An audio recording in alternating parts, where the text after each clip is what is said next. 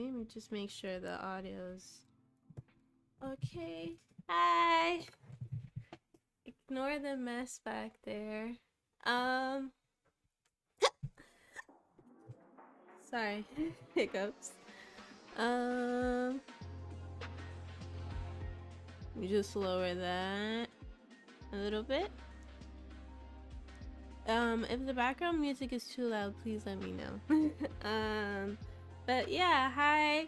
Welcome to the stream tonight, guys. We'll be finishing up Senua's Sacrifice.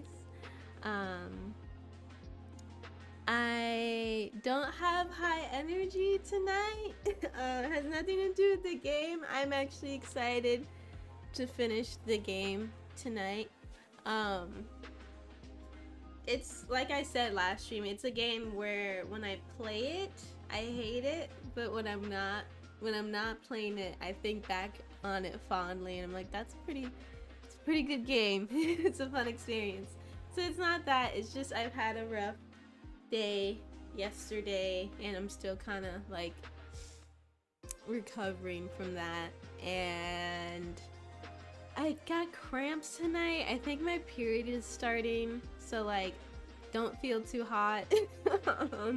That's why the stream is late tonight. I came home from work and I kind of just laid down and cried for a while and was a little too sassy to the people I live with.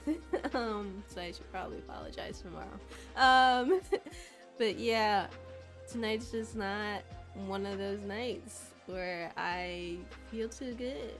I'm fatigued and a little sad, just from stuff that happened yesterday. Anyway, it's fine. I'll be okay. I'm just saying that ahead of time. Won't be so like amped up tonight. That's okay. It's a chill stream. It's a chill stream tonight. I dressed cozy. I tried to like dress up to kind of lift my spirits a little bit. It kind of helped. I don't know. But yeah, Senua Sacrifice. Last time we played it, we finished all of the shard trials. After that, we did the like Sea of Corpses, which I thought was like dope as fuck. That was a very fun level.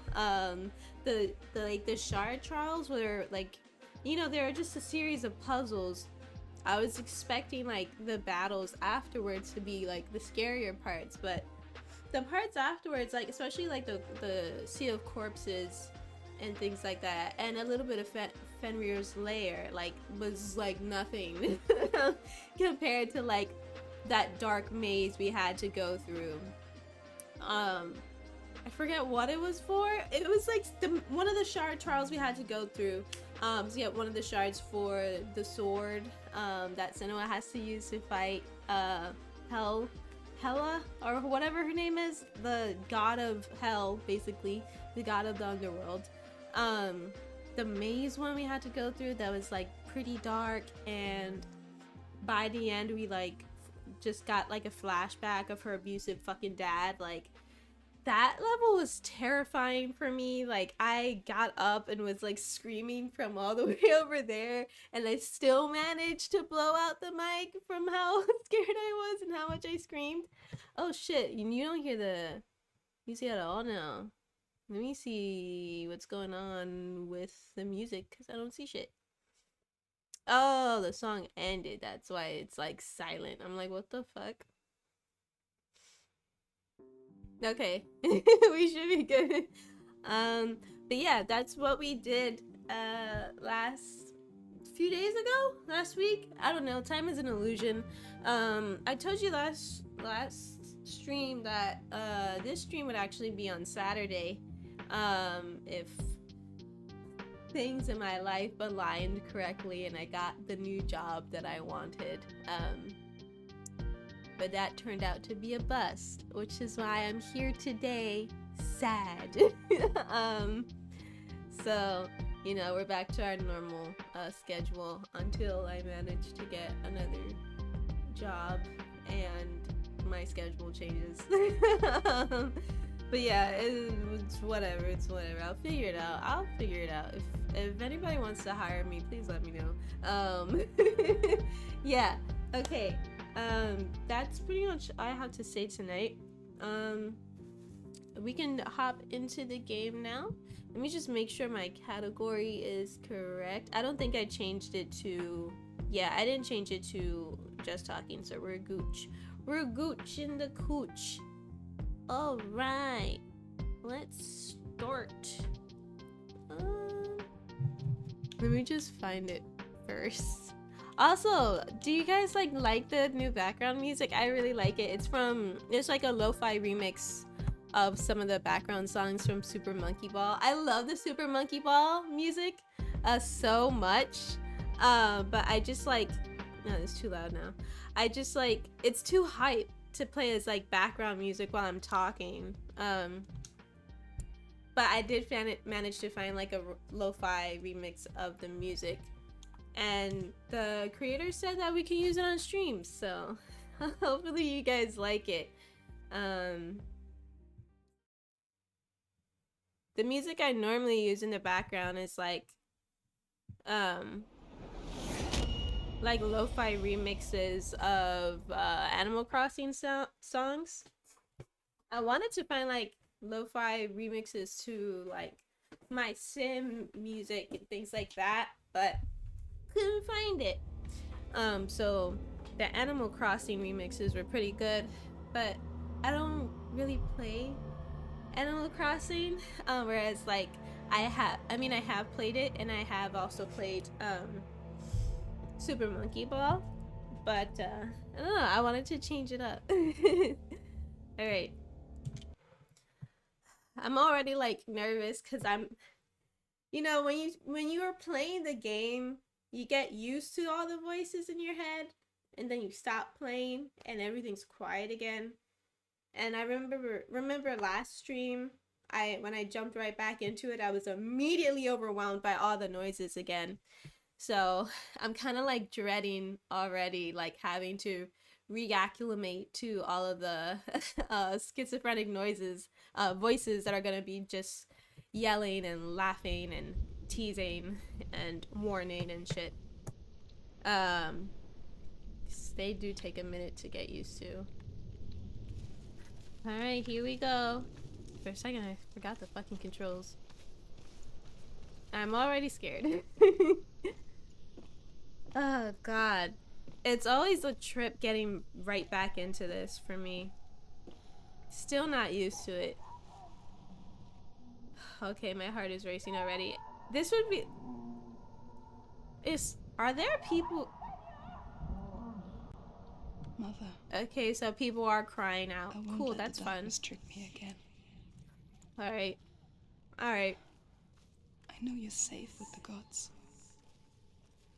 Let me know if the game is too loud, or if I'm too loud or whatever.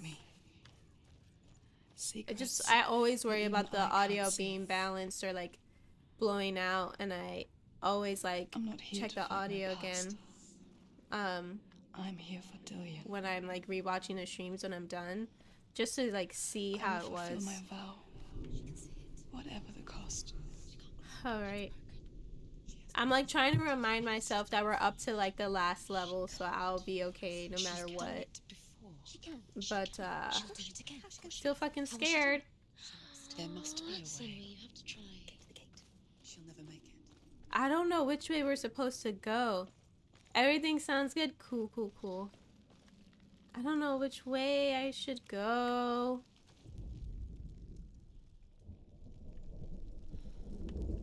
The Northmen say the world. What's up here? Fuck. They call this I can't look all the way up. the destiny of the gods. What the hell? First, there will be a I'm time moving back myself to see if I can notice.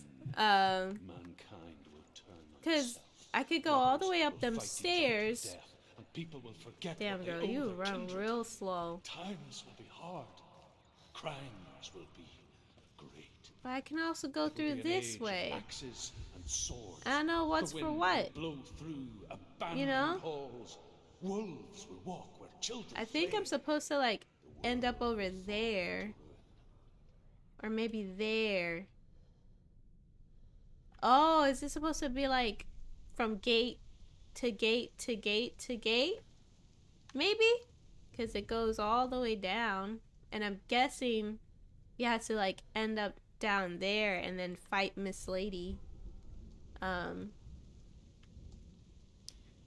But then there's also this going on. Which one should I go to first? I don't know if like I go through one way, I won't be able to go back. Or like if I'm supposed to go to one or the other. Or if like I go up here, it'll cause me to like start this whole fucking thing. But I wanted to like look there first. You know what I mean? Alright, I'm just gonna go, I guess, and hope for the best. Hate that I can't look up. Ooh. Ooh, fuck. For like a second, like, the camera like went through the wall. I wanted to see what the fuck was there. You know, get a little cheated. But I guess not. Fucking hate this game, bro. I'm also like waiting for some man to jump me if I go in here. This looks like a place some man would jump me in, right? This is a jumping spot. Hello? Hello? I don't trust this shit at all, bro. Is this like the same spot and I could have just chose to go here either way? Would it have made a difference? Hey, hey. She did it. I did it! Thank you, voices. Something nice for once. That's really nice. So... Okay, so I need to like connect this shit. I guess I have to connect it by going to different spots and looking. So I guess I need to like go... Where the fuck was I? I was somewhere. And I had to like go through some fucking... Alright, I don't know where the fuck I was. I'll just go back because clearly there's nothing else to do here. So let's go back. So I'm guessing wherever I have to go back to, I'm still expecting to be jumped. I'm gonna be real with you. I know. Fuck you, bitch. I'm not no dumbass. Ooh, my heart still like jumped though when they popped up. Not gonna lie. Fuck you. Ooh, bitch. Ooh, ooh, your mama. Ooh, ooh, ooh, it's Shield Man. Oh, I'm scared tonight. This is a spooky night. This isn't even very scary, but I'm just scared. My heart is racing. I'm uncomfortable. I think I'm just filled with anxiety tonight. I think that's what it is. Oh, fuck, fuck, fuck. I hate this dude so much. Fuck you. Fuck. Woo! Ooh, shit. Ooh, bitch. Your mama.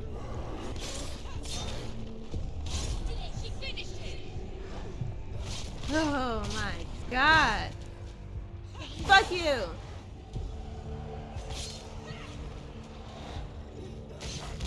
I'm tense tonight. Filled with anxiety, bro. Okay. It's a rough day today. How will she do it? What will she do? I don't know, bitch. I will do my best. That's what I'll do. Find his actual soul. Where does that keep the souls? Ooh, my god. Okay. How will she get it? All Hella want in return. She must bargain. No.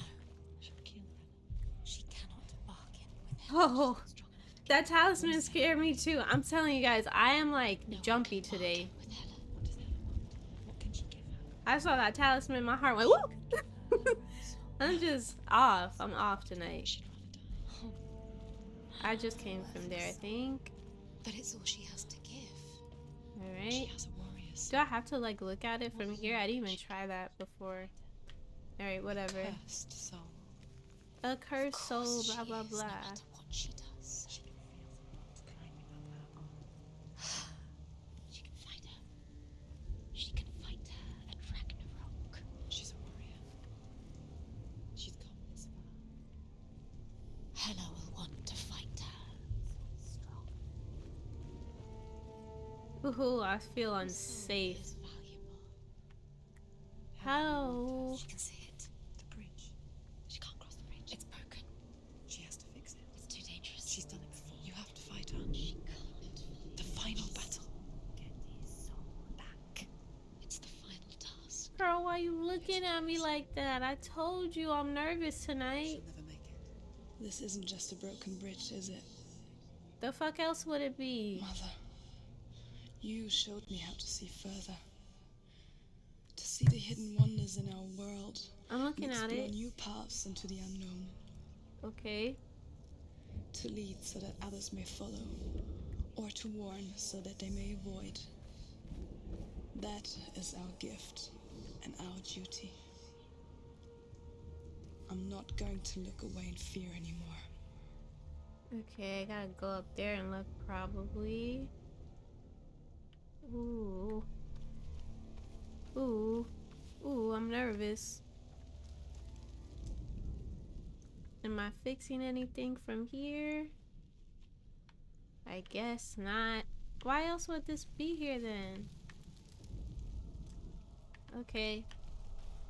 I'll just keep going up.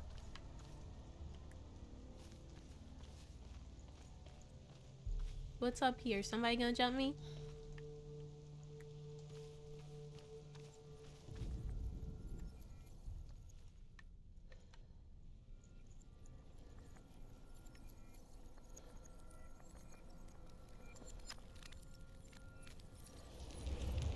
She can do it. She can do it. Okay, so I fixed that part. I just have like this part left. So I'm guessing, right? I go through that big ass door and I keep looking. And just keep looking, right? How many fucking bridges I gotta fix though? That's quite a bit. Is this gonna be long, like Fenrir's lair, where I have to like keep going down, you know? It's my guess. The Northmen say the gods will fight their last battle at Ragnarok. Their watchmen will blow the horn that can Open. be heard through the whole world. And Odin will speak with the severed head of Mimir, which gives him good counsel. What's in The land of the here? giants will thunder with the sound of their army on the move. The gods I don't know will where else assemble. I'm The supposed to dwarves go will to leave fix their this shit stones. then. The frost giants will come from the east. The Midgard serpent will turn up the waves. Eagles will scream and tear at the corpses with their yellow beaks. The ship I'm gonna of run the and dead just see. will set sail. She's found a way. There's a way. She can see it. She must align herself. She can do it. There's the door. She aligns herself. It's there. What I know it's here, but do I have to like be up there? Okay. I don't know where else I'm supposed to go. I literally just have this one part left. Okay. I guess I gotta continue looking.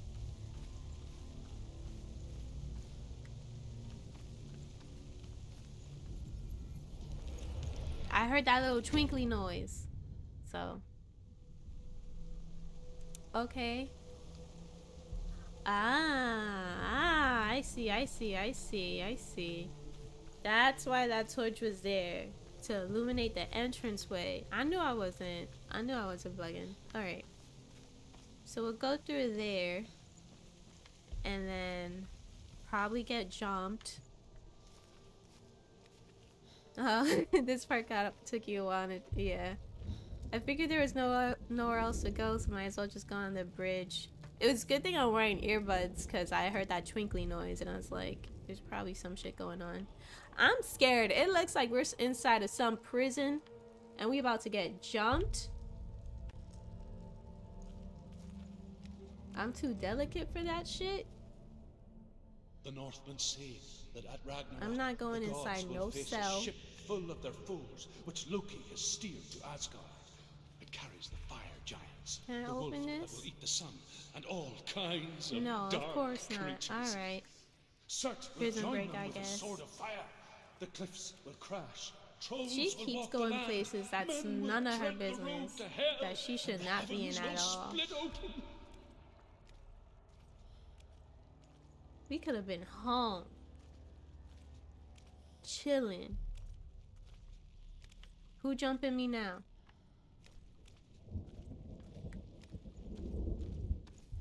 Let me open this first. Ooh.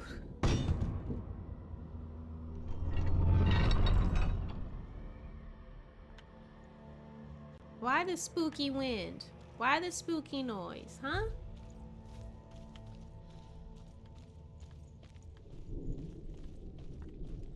Trying to like see through that glitched wall, bro. Alright.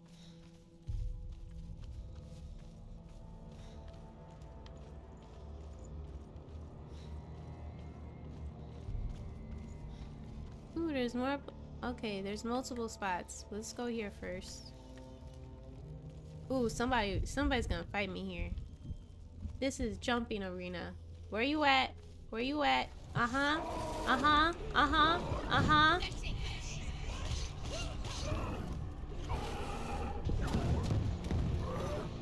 Yeah, you tried. You tried it. You tried it. You tried it.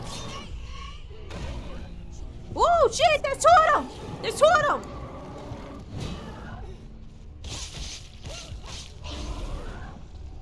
Yeah, fine. Ooh, there's more? Oh, I thought there was a third one. Fuck! Ooh! Ooh! Ooh, Lord, get up, bitch. Get up. Get up. She's injured. She can still behind you. I'm moving. I'm moving. I was moving. Shit. Shit. You serious? I got hit twice?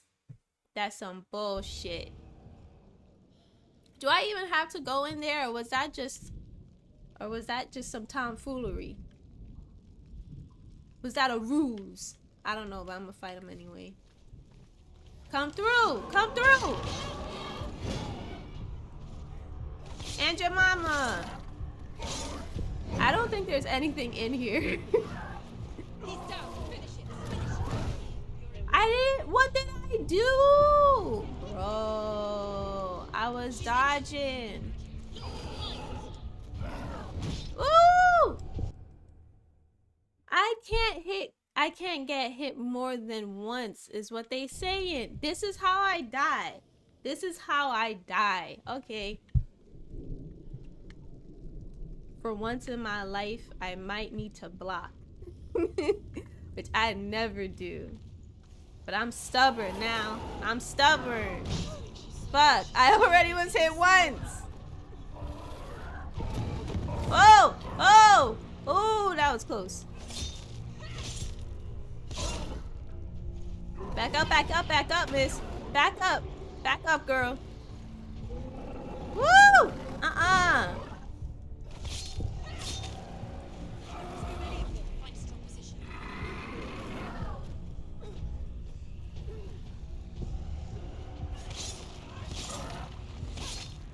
Woo! Back up. Oh, shit. Oh, shit. Look at the other one. That's what I was saying. Quickly get up. They're coming. You can do it. Get up, You're bitch. close. She can still do it. Back up. Woo! Oh my gosh.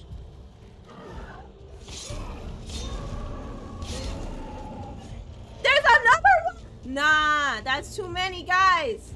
Get out of the way. There is nowhere to go to. How else am I supposed to get out the way? Don't give Ooh. behind you.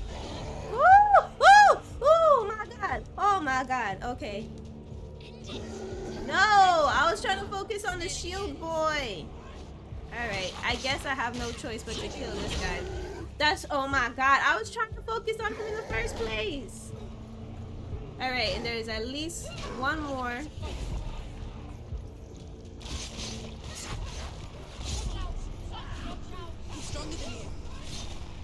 Okay.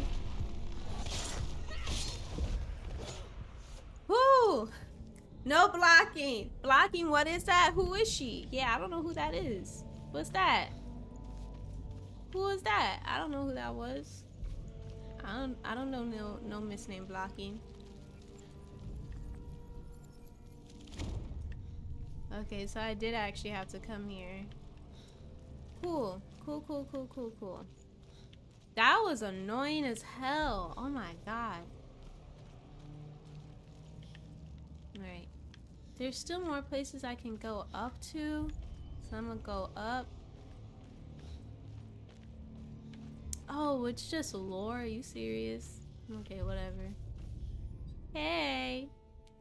The Northmen say that each god will do battle at Ragnarok. Odin Looking will fight down the at where monstrous I wolf and be died killed, 3 times. But his son will avenge him and plunge his sword into the heart of the beast. Freyr will face Surt, but he had given his sword away for love, and without it, he cannot defend himself against the flames. Thor will smite the Midgard serpent to no avail. The sun will grow black.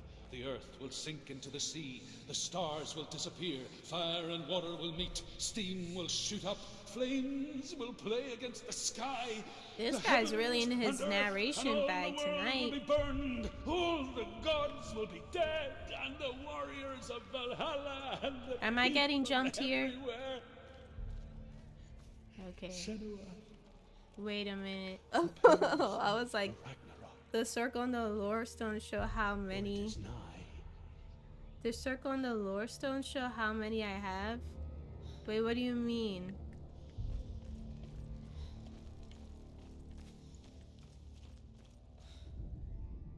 The Northmen Oh, say so that at are like Ragnarok, the the red gods ones will like face how a much ship more full of their how much foes, more which left Loki I will need? steal to Asgard.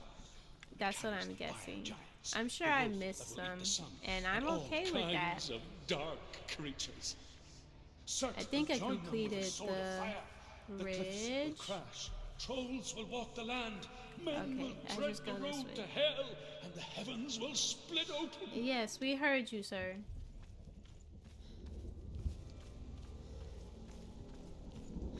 I missed. You missed those. You got the. Ah, fuck! I wasn't even paying. I'll read your shit later.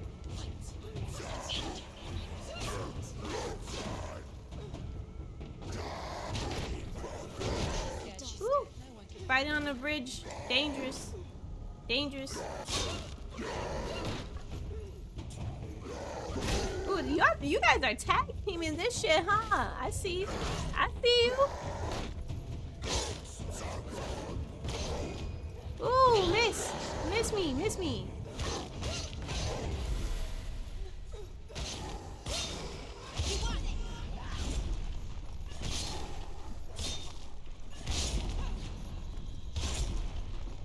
Ooh, it's not these men. I hate these men. I really do.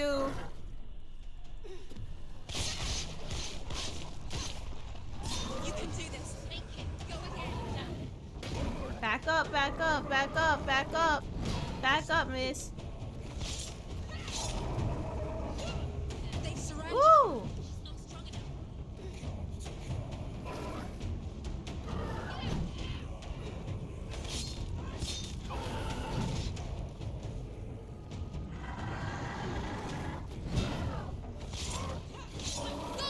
Fight again. Spill their blood. Oh my gosh. He's gone. Yes, son. Yes, son. Ooh, is this guy? This guy's a pain in the ass. Fuck that, and that's exactly why. That's exactly why. That's exactly why he's a pain in the ass. Fuck, fuck.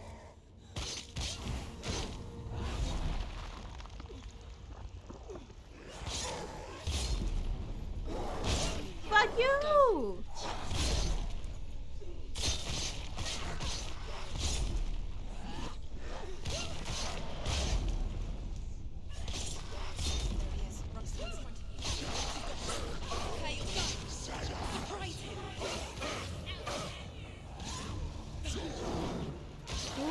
That was close. Woo, bitch. Woo, shit. How few are there? Way too many, I can tell you that. Fuck you with that misty shit. He only doing that because he pussy. Bitch, you are stuck in a corner on a bridge. Back up.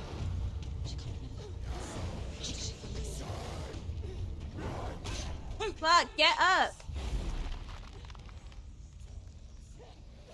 Fuck him up. Fuck him up. Fuck him up. Ooh, ooh, ooh, ooh, ooh, ooh. We ain't dying. We ain't dying. We are not dying. We are not dying. Fuck, get up. Get up, get up. Get up, up. Move, move. Fuck. What? Lord Jesus. It's because I was getting blocked by those chains and I was trapped. Now I gotta do this shit all over again.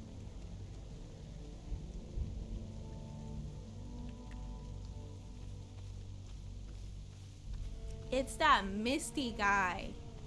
I hate that pussy man. Woo! Woo! I don't even know what I just did.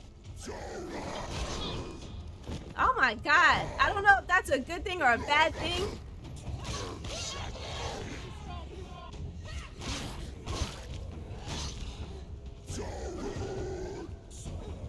This is like the worst battlefield.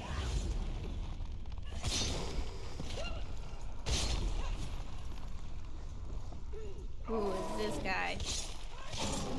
Don't let them get behind you.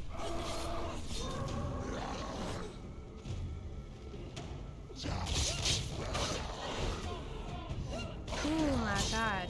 Okay, okay, I got this, I got this.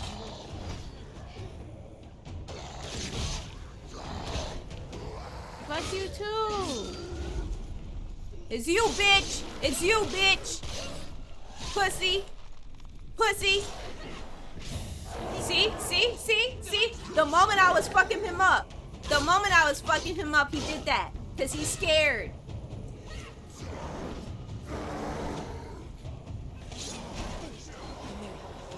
Focus now.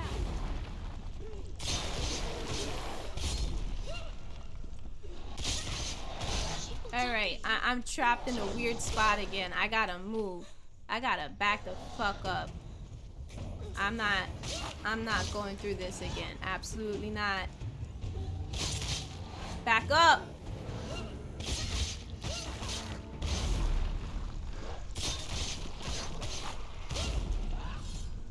I see you.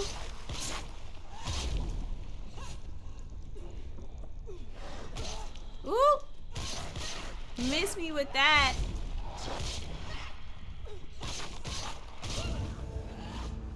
Please. Jesus fucking Christ. They're lucky. I am so lucky they make it impossible for me to fall off that bridge because I would have fallen off so many times right now. Alright, I can't open this, so I gotta go through, I guess.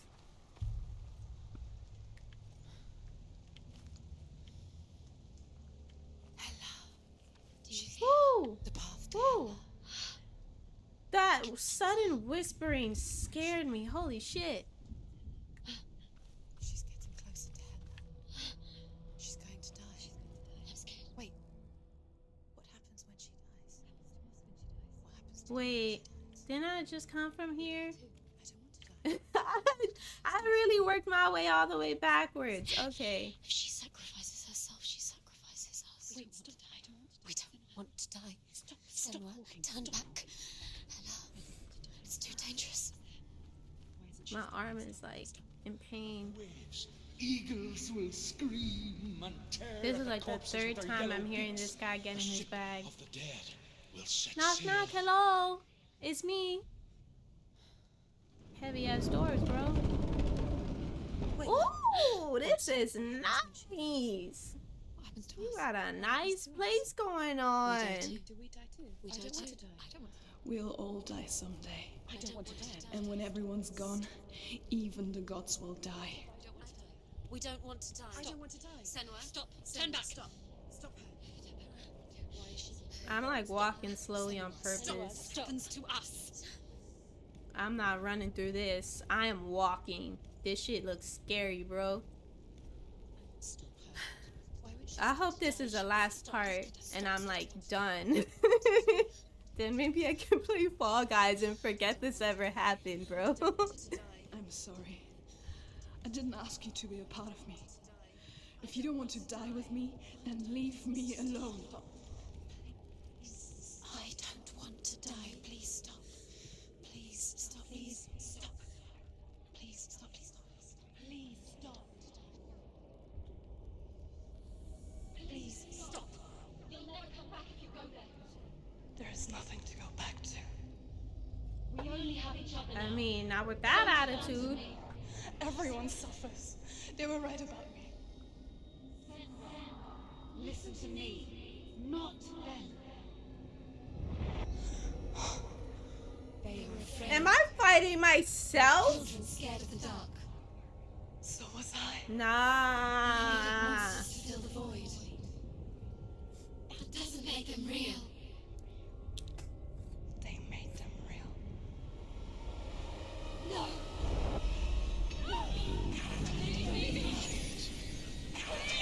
Follow your soul and let go of the Senua of old. For there lies your weakness. Bye. Darkness will find it.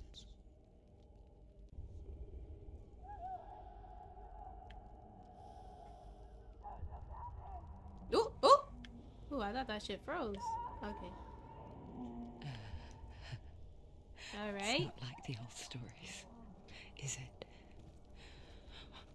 The noble warrior facing evil in search of victory and honor. Clear dividing lines. No. Oh, this place is not quite like that. It's as if it knows that true torment lies within. Memories you cannot defeat, cannot escape. This is her hell. So I missed a few of the stuff. But I wasn't trying to go through this and collect all the memories. I was trying to just finish this as fast as possible so I don't gotta be scared. I'm guessing this is the final battle. It better be. I went through a lot.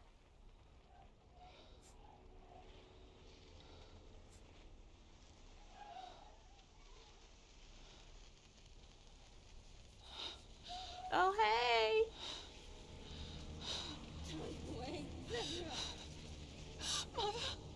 Hey, Mom.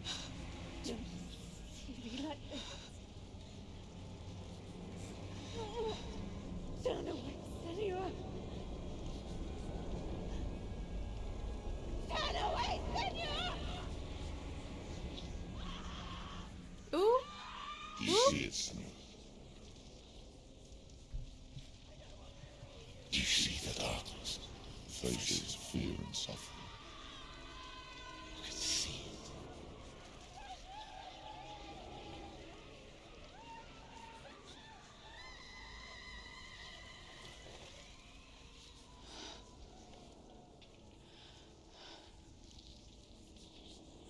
I remember it clearly now. She has nothing to fear anymore. The gods have saved your mother. Through my hand. How do you know? It is the will of the gods. Fuck the gods! Yeah. You did this to her! Why? This is what happens when you listen to the voices of the underworld. They crawl into your soul and rot you from the inside. Defy the gods like your mother, and the darkness will come for you too. Bitch, the darkness is already here. You understand, Senua?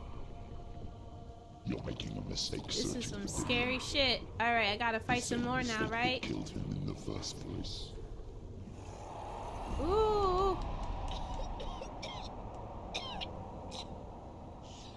I'm trying to save you from yourself. You still believe it is a lie? The plague of darkness, the butchering of the by the Northmen. You saw it yourself. You told everyone I was cursed. You're not cursed. You just got mental illness, Queen. I believed you. Tell me, Senua, where is Dillian's soul if the darkness is a lie? How you saved him?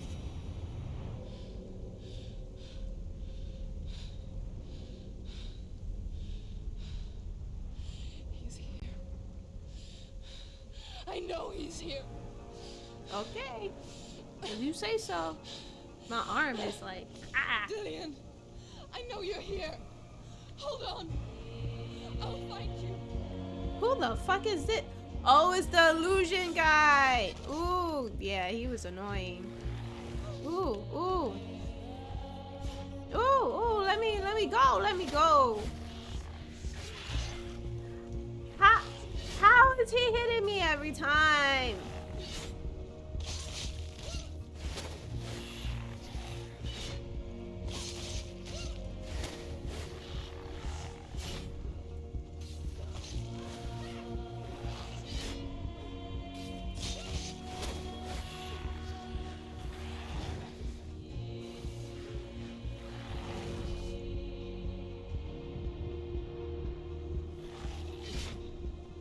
I need to focus in order to see him though. Fuck. Alright.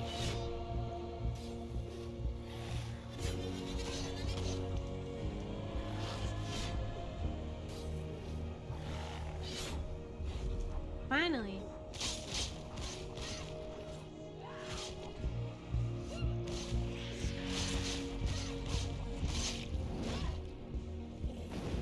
And it's a fire god and an illusionary god now.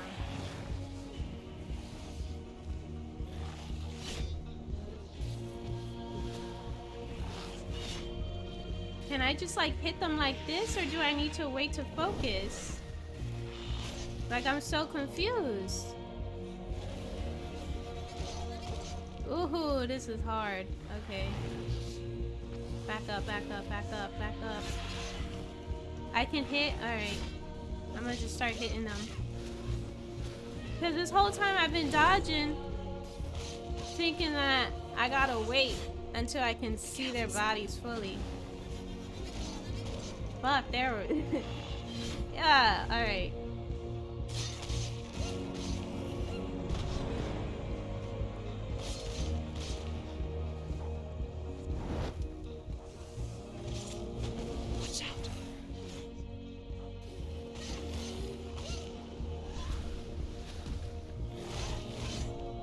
Get up. Alright, alright, alright.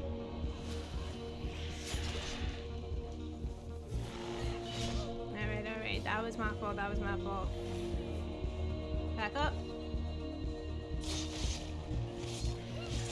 Alright. Finally. Woo! Lord, okay. Alright, alright, alright, alright, alright, alright. Ooh, and it's friend Ringer. Dillian! Where is he? Oh my You're trying god. to trick me again with your lies. I know he's here. You took him from me. I'm so You scared to have him. fight this giant bitch. How the fuck do you fight giants? I never played a game where I had to fight a giant. So how the fuck am I supposed to fight her? What? What can you do to me that you haven't already? Fight me. Behind you. Come on. You betrayed your own father. You betrayed. I'm like scared to back up into this bitch. She right there just watching. Look where that's got She's you. literally just watching. Let go of the battle. Let go of redemption. Let go of Dillian. Don't let your darkness hurt anyone else. Get up. Oh my god. Do not die.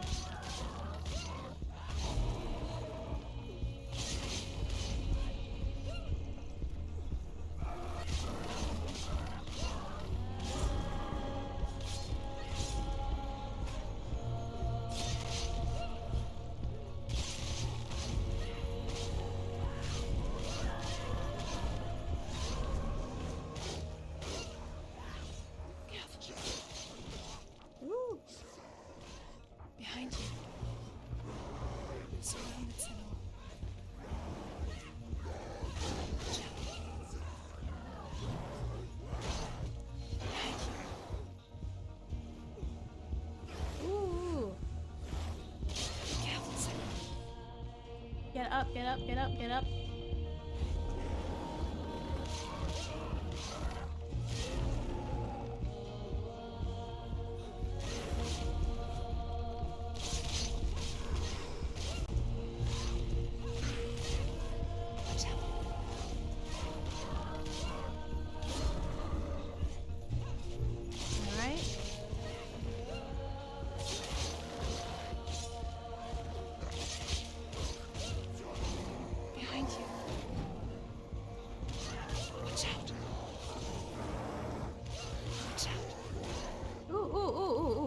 Alright. It's a lot right now. It's a lot right now. It's a lot. It's a lot. This is a lot.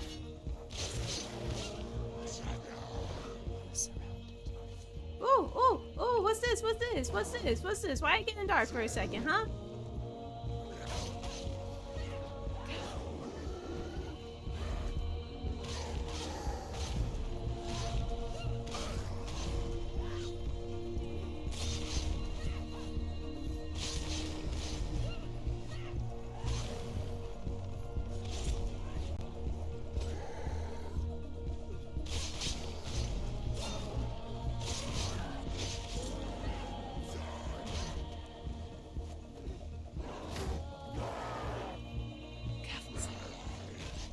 Back up.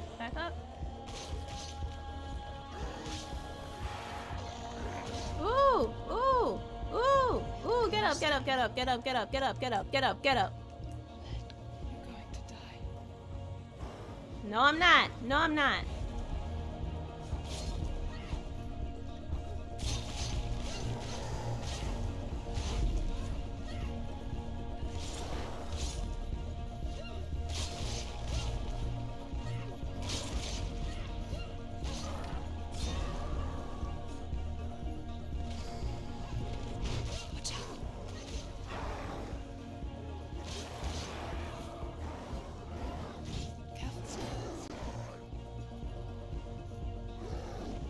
Am I just supposed to die or something? Because she's getting weaker by the second.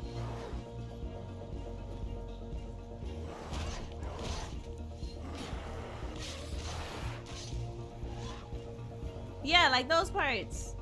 Am I supposed to be fighting like hella? I'm so confused. Because honestly, I'm just... Woo! Alright. Because I'm just spamming the hit buttons as much as I can, just waiting. Alright, get up. Let go of Dillion. Let go of your battle. You're going to die. I'm like waiting for them to dwindle down, but they keep just popping up. And I like falter a little bit, but then I recover. And it just keeps going on. Is this a metaphor? Is this what this is? Cause I'm stubborn. Behind you.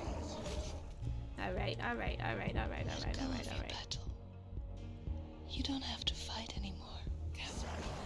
But why? I don't know if I can trust you voices. Ooh, she tired. If I keep fighting, will it be a bad ending? I'm so confused right now because I don't want her to die. Like, I want her to let go of Dillion, but I don't want Miss Lady to die. I want her to let go of him and go home happy. You know what I'm saying? And alive and in one piece. Behind you.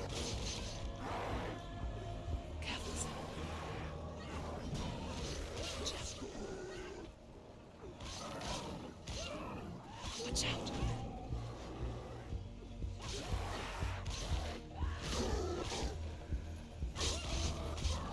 Like, this shit just keeps going. Ooh, that bitch got close to me. You saw? She crawling. Ooh, she crawling to me, bitch. Done enough. She's crawling to me. Watch out. Ooh, you saw that? She said, stomp. Oh my gosh. kept fighting. I kept fighting. I only died because the game killed me, but I didn't let go. I should have let go. I think that was what they were like. Even you saying it, I needed to let go, but it only took how long for me to understand?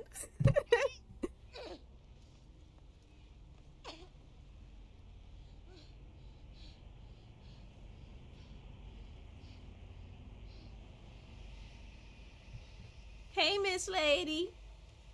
Hey, girl. Hey, Hella.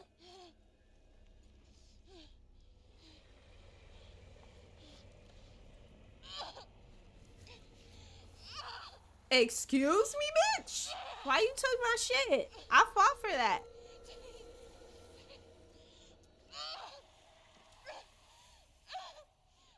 Nah, bro. Does this game have good and bad endings? Is this a bad ending? I'm so confused. If I collected all the lore stones, would I have gotten a different ending? I am so confused.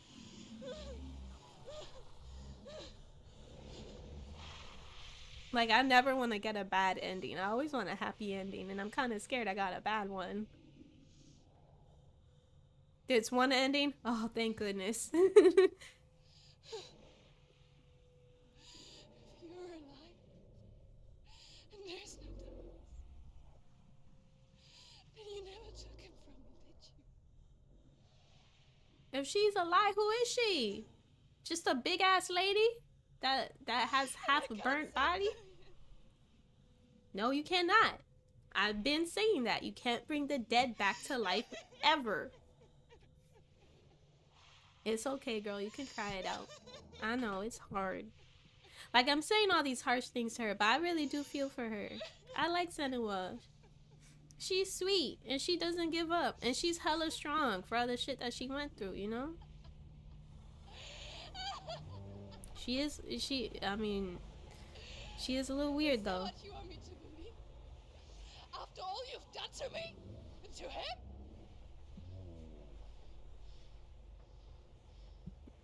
You're not a lie, but you're a liar! Alright, she need a therapist. You crawled into me to confuse me and deceive me. But I know he's here. I know you have him. You can't bring him back, though. He's dead.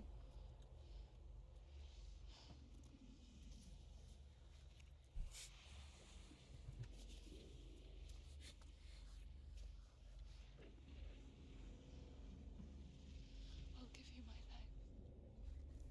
That's what you want, isn't it? My soul. Take it. I'll be a slave for you. I'll fight with you at Ragnarok. If you release him.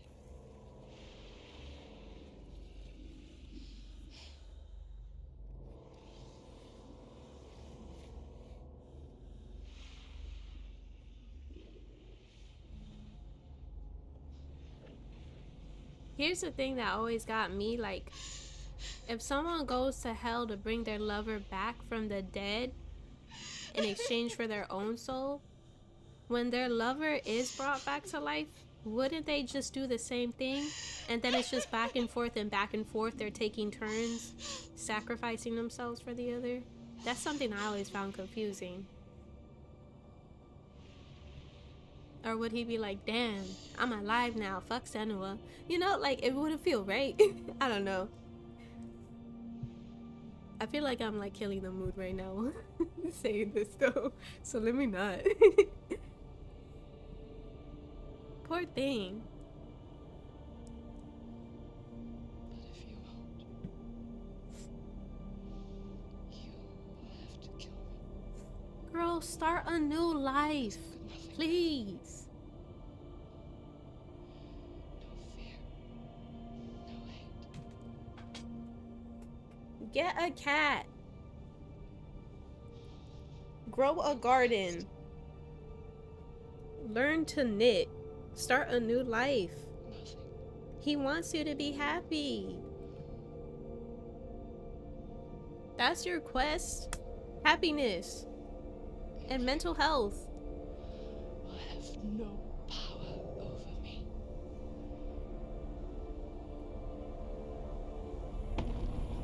Ooh!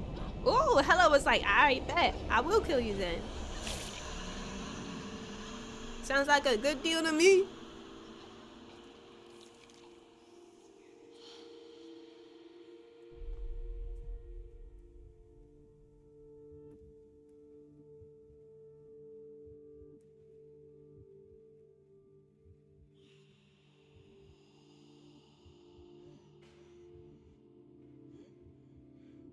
Ouch.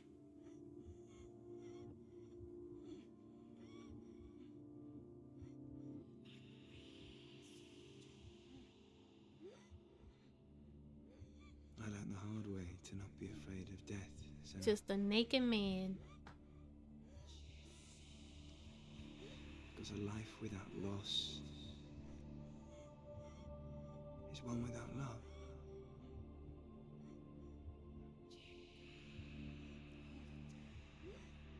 You turn your back on death,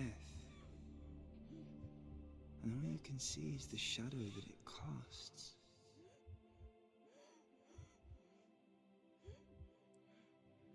The longer you hide from it, the longer the shadow grows until all you can see is darkness.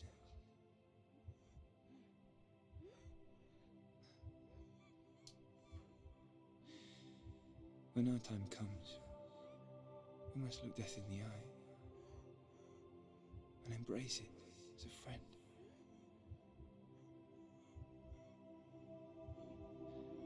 Only then can we let go of our fear.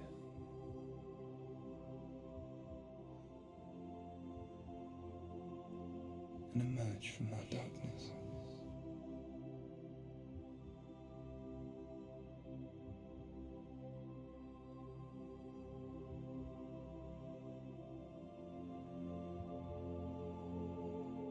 Oh, I thought this was gonna be a tragic ending.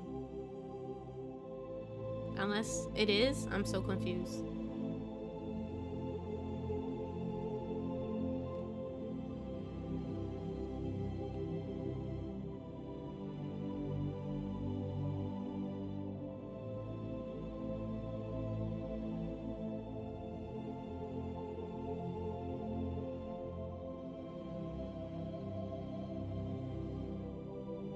Hella's design is very sick. I really like her design.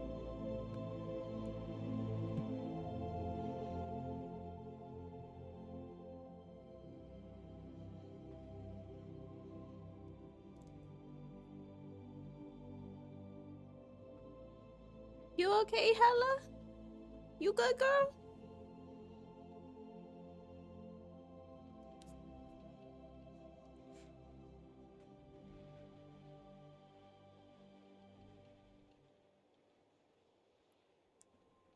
Never forget what it is like to see the world as a child, Senua. Every autumn leaf is like a work of art. Every rolling cloud a moving picture. Every day a new story. We too emerge from this magic, like a wave from the ocean, only to return to the sea.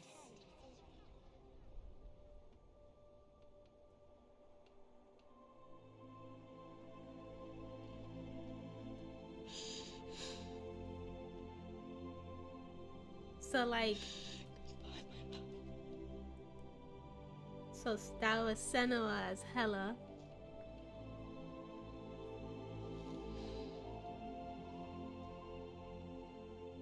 Do not mourn the waves, the leaves, and the clouds.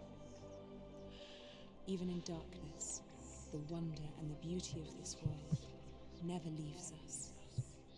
It is always there, waiting to be seen again.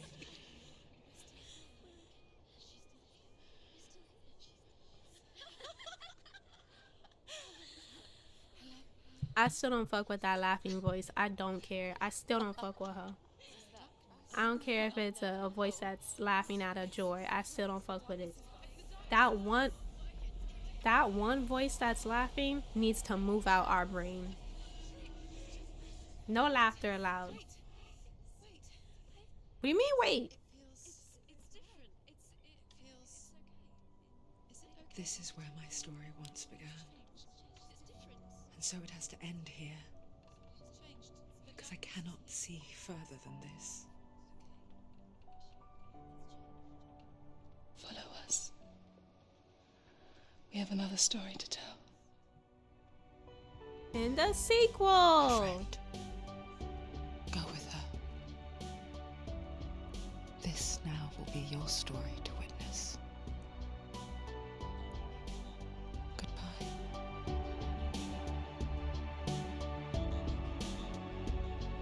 Bing, bing, bong. I know it's hard to tell how mixed up you feel. All right. I could do without this song. I don't really like the song.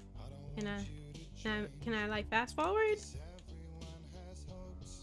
This better not be DMCA-able. I'm like pressing every button. Nothing. Okay. No button works. Not even like the start button or nothing. I guess we gotta sit through this. I got like lipstick on my teeth. Anyways. So, that was short. That only took us an hour 15 minutes. We got free time tonight. That was the end of Senua's Sacrifice. I hope you guys enjoyed it. It's a nice story. Though I've been saying this the whole time, like, girl, you gotta let him go in order to move on. At least she realized it. How did I like it? I liked it quite a bit. It's a fun game.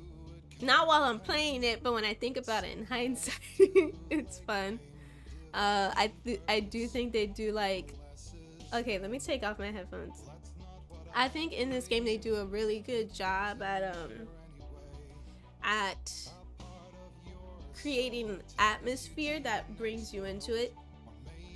So like their use of sound, like it's very good to play with like headphones or earbuds in, because all the sounds that you hear really like adds to the paranoia that you feel in like horror and scary games. Like a lot of the fear I feel like is the fear of the unknown and anticipating something bad happening, you know, like multiple times. I'm like, who is here? Somebody's gonna jump me.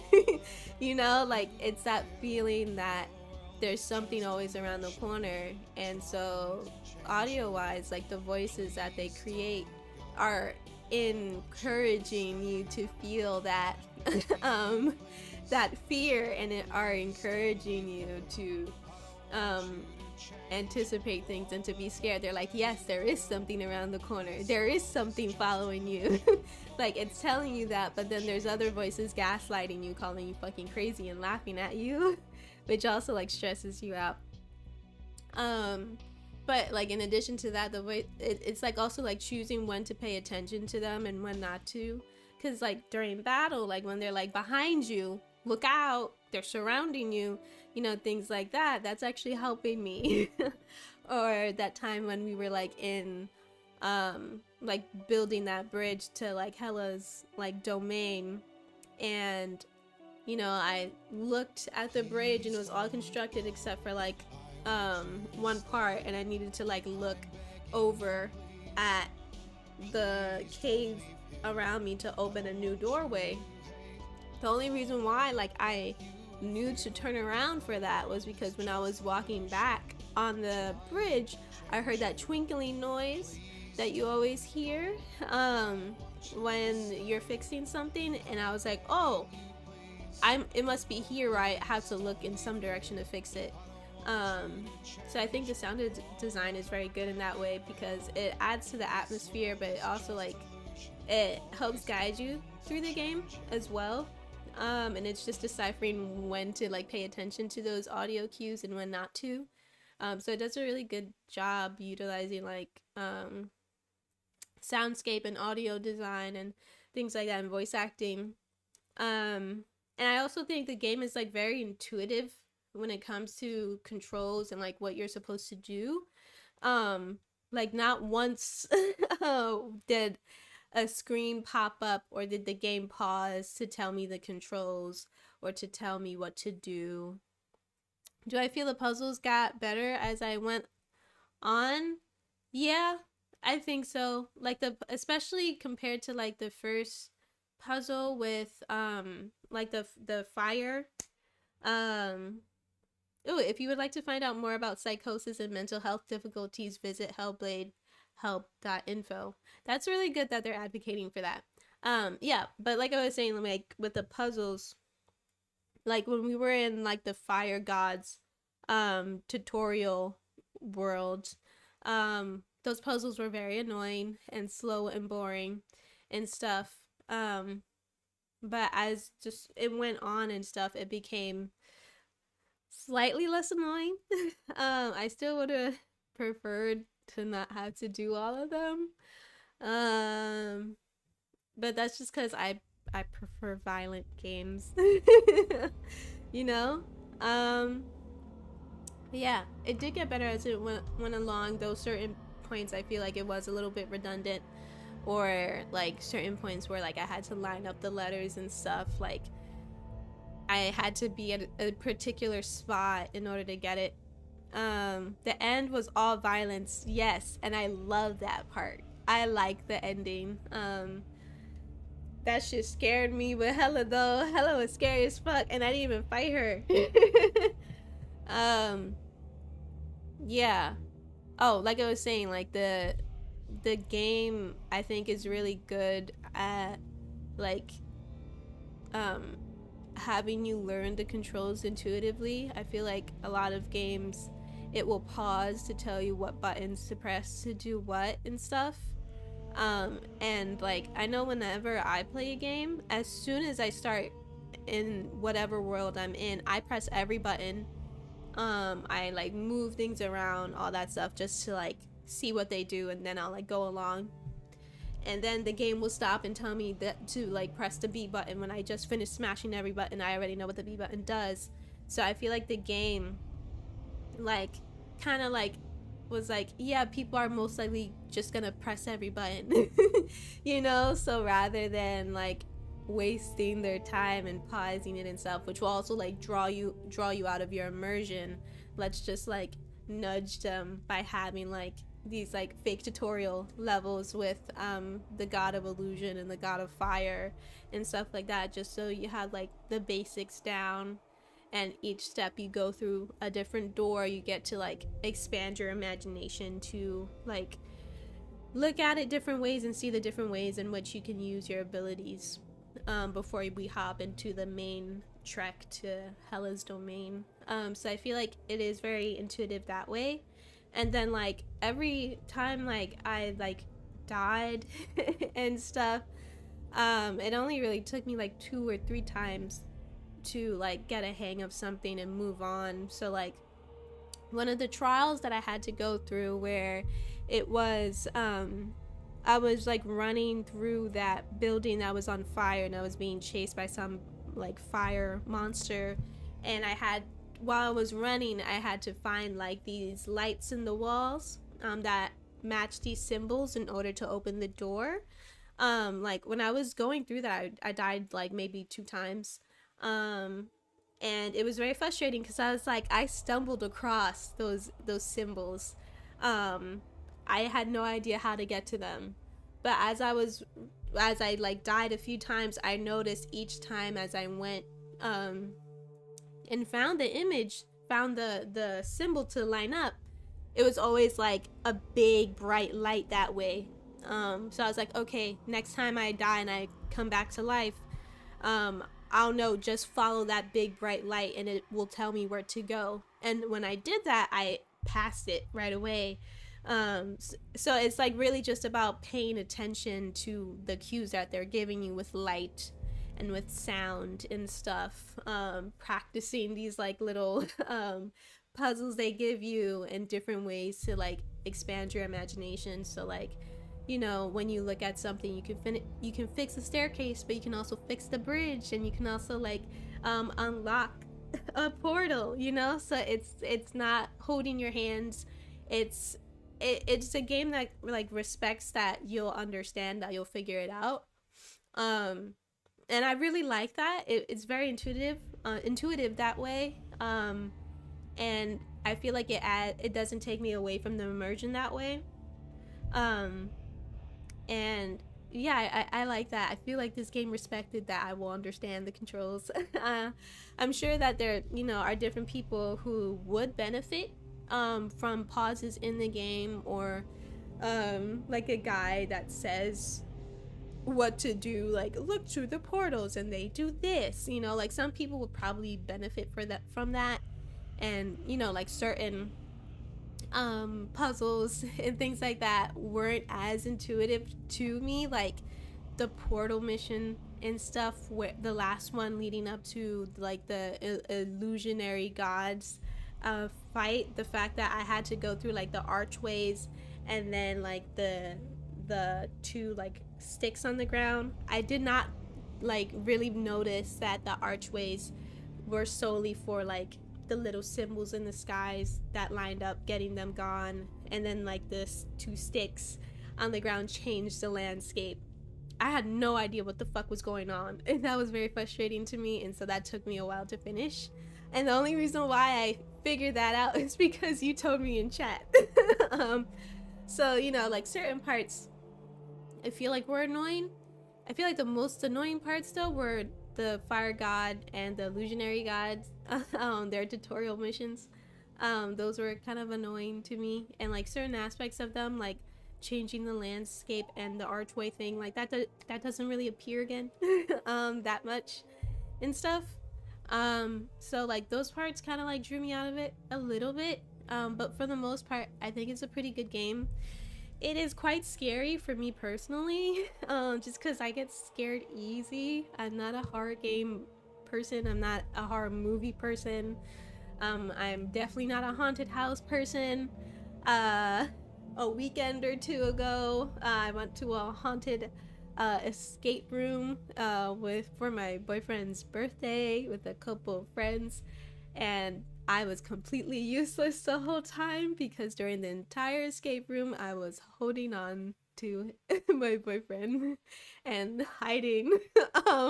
So you know, like the fact that I get scared easily, this game was quite scary for me, so I can't imagine what like horror games are like. But I do really like the story. I am happy that the game is like trying to, I mean, I didn't check out the website, but you know, it says that, you know, it cares for, you know, providing more info and advocating for mental health issues, like the schizophrenia and psychosis that this character has.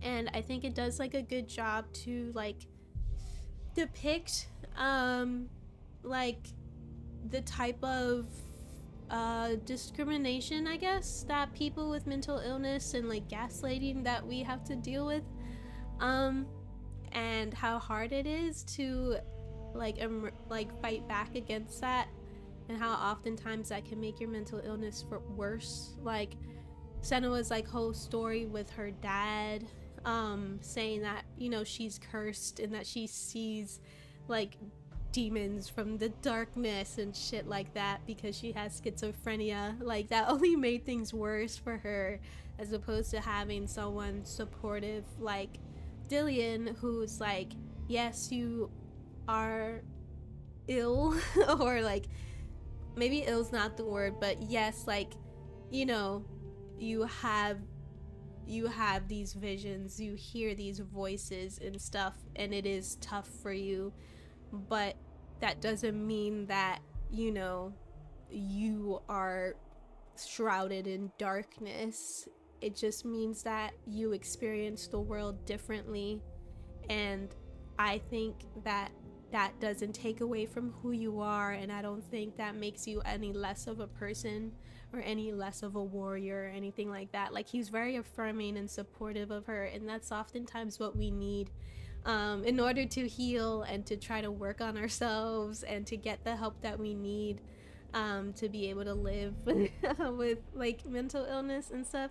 And I'm like saying this from like my own experience with like anxiety and stuff like that. I'm a pretty anxious person, and like I mean, I wasn't told that I was shrouded in darkness and demons and stuff, but you know, I was like going to therapy for a couple of years and had to deal with like, you know, like my own dad, who is not in the picture anymore because fuck that guy. But just like, you know, very much being like unsupportive and just like making it worse and like contributing to the problem, you know, like rather than being like that supportive figure that you need, you know. So that part like resonated with me quite a bit, and I'm glad that, you know, as the story goes on, like she stands up to that and that she like fights anyway. You know, and I'm glad that this story ended with the message that, you know, like death is sadly a part of life, and it's something that we need to accept in order to move on, you know, and to continue to live our lives and be happy, you know. I'm glad that it chose that ending, even though I kept fighting. Like I did not let go. I just kept fighting. I didn't stop. Like it was telling me to let go, and you told me to let go, and I didn't let go. The game just killed me and was like, "Bitch, we've had enough. We get it. We need to move on. It's the end of the game, you know." But yeah, and I just think like the depictions of hell and the afterlife in this game is very beautiful as well. Like I think my favorite parts visually was the Sea of Corpses. I fucking love that shit, and it was so fun just running around fighting them bitches while being surrounded by fire and a sea of blood and all these arms coming from the walls trying to grab you. Like that shit wasn't scary to me. That was fucking sick as hell. Literally. That was really cool. And then just like that final scene where we finally like make it to Hela and we're running across to her, like all of these giants of shadows are like crashing before us. The walkway to her forms as we're like charging and we're fighting all these bitches. The first time she moved towards me, I jumped, bro. And she's not even doing anything crazy. She just took a step and that fucked me up. And she's just standing there watching me as I'm fighting these guys. Like I was like trying to get through all of them so I can finally get to her, but I was still too scared to like back up in her direction while I was dodging, which I think added to like why I got hit so much. But you know, I was supposed to die at that point, so it's fine. But yeah, I'm sorry, I didn't read. Unfortunately, the beginning of the game is the hardest / boring to get through. Yeah. Getting your sword is when it picks up. It does pick up, but that's like the last third of the game. Yeah, but it was a little boring, those 2 levels. But you know, I pushed through anyway, because I wanted to finish this game as quickly as possible so I don't have to be scared as long. Yeah, we can watch the Hellblade feature that has like behind the scenes stuff on it. I haven't seen it before, so this is our first time watching it together. But let's watch that and see what they have to say. Warning, the following feature contains spoilers. We recommend watching after completing. Story sees and lost souls. Who is it? She's dreamt of this before. It's coming. Is it? They say dreams when are I can visions of pause at any unmemory point, which is stalks good and fears. because I will probably pause I at see certain by points. our inner I'm eyes. glad they have mental health advisors. I think that's very important, especially when you have have a character What if who's each one of us is experiencing always mental dreaming, illness and it's like even a when awake? center point of the storyline. It And basically we is the only see story. what It's our like inner eye creates her for us. journey through grieving, through Is this what hell psychosis, is? through depression, A like world just shaped by dealing with Senua's nightmares. the loss of a loved one and also like having to deal Maybe with your own that's why mental people illness, fear you know? seeing the world through I'm our glad that eyes. they have that. Because if you believe that Senua's reality is twisted, you must accept that yours might be too. Crazy. Crazy. Let me move my cam.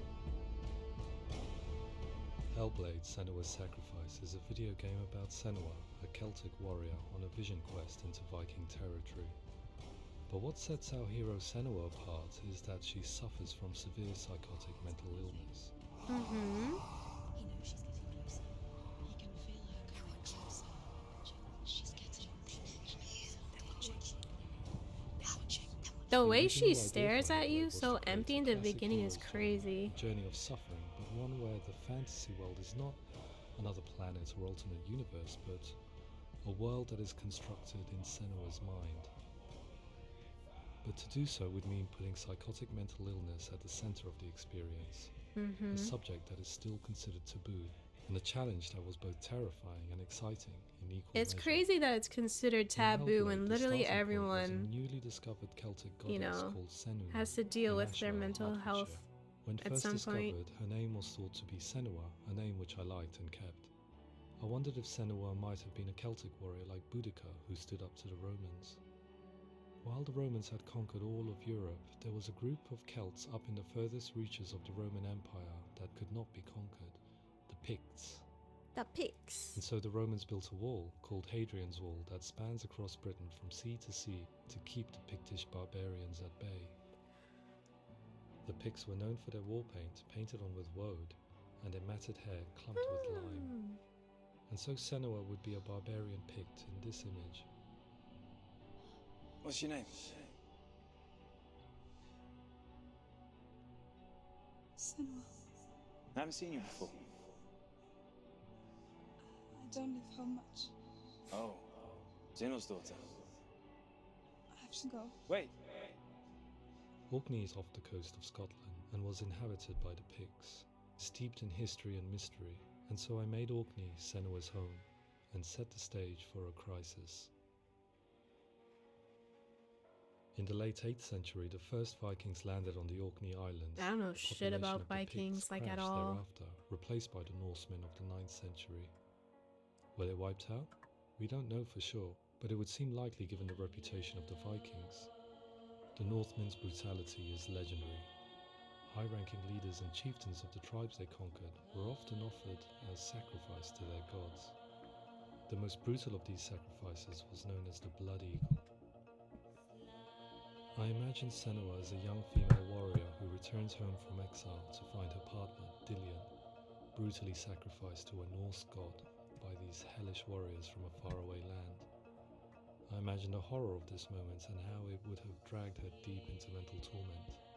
It is so, it's like so crazy to me that like back in the day, like we used to just, I mean, and like, you know, depending on like where you are in the world right now and if there's like war going on or not, but like the fact that we used to do such gruesome shit to each other and just accept that as a part of life. Yeah, thank you, Odin, for letting us slaughter all these people like that. Like, how, whose idea was it back when we were cavemen or whatever the fuck, just developing society to be like, what if I just brutally like skin alive like of our fellow human beings and just put that shit on display, you know? And everyone just like being used to that as just a thing that we do. Like, to me, that's so freaky that that was just a norm for us. Like, bitch, we must have been riddled with all types of like mental illness and like psychotic tendencies for that to be the norm. And I just wonder, like, like how long it took for someone to be like, maybe we should stop being so brutal and maybe we should be nice to each other. And like, even to this day, we're still struggling with being nice to each other. It's crazy. We live in the best time. We live in the best time so far. That's what this is.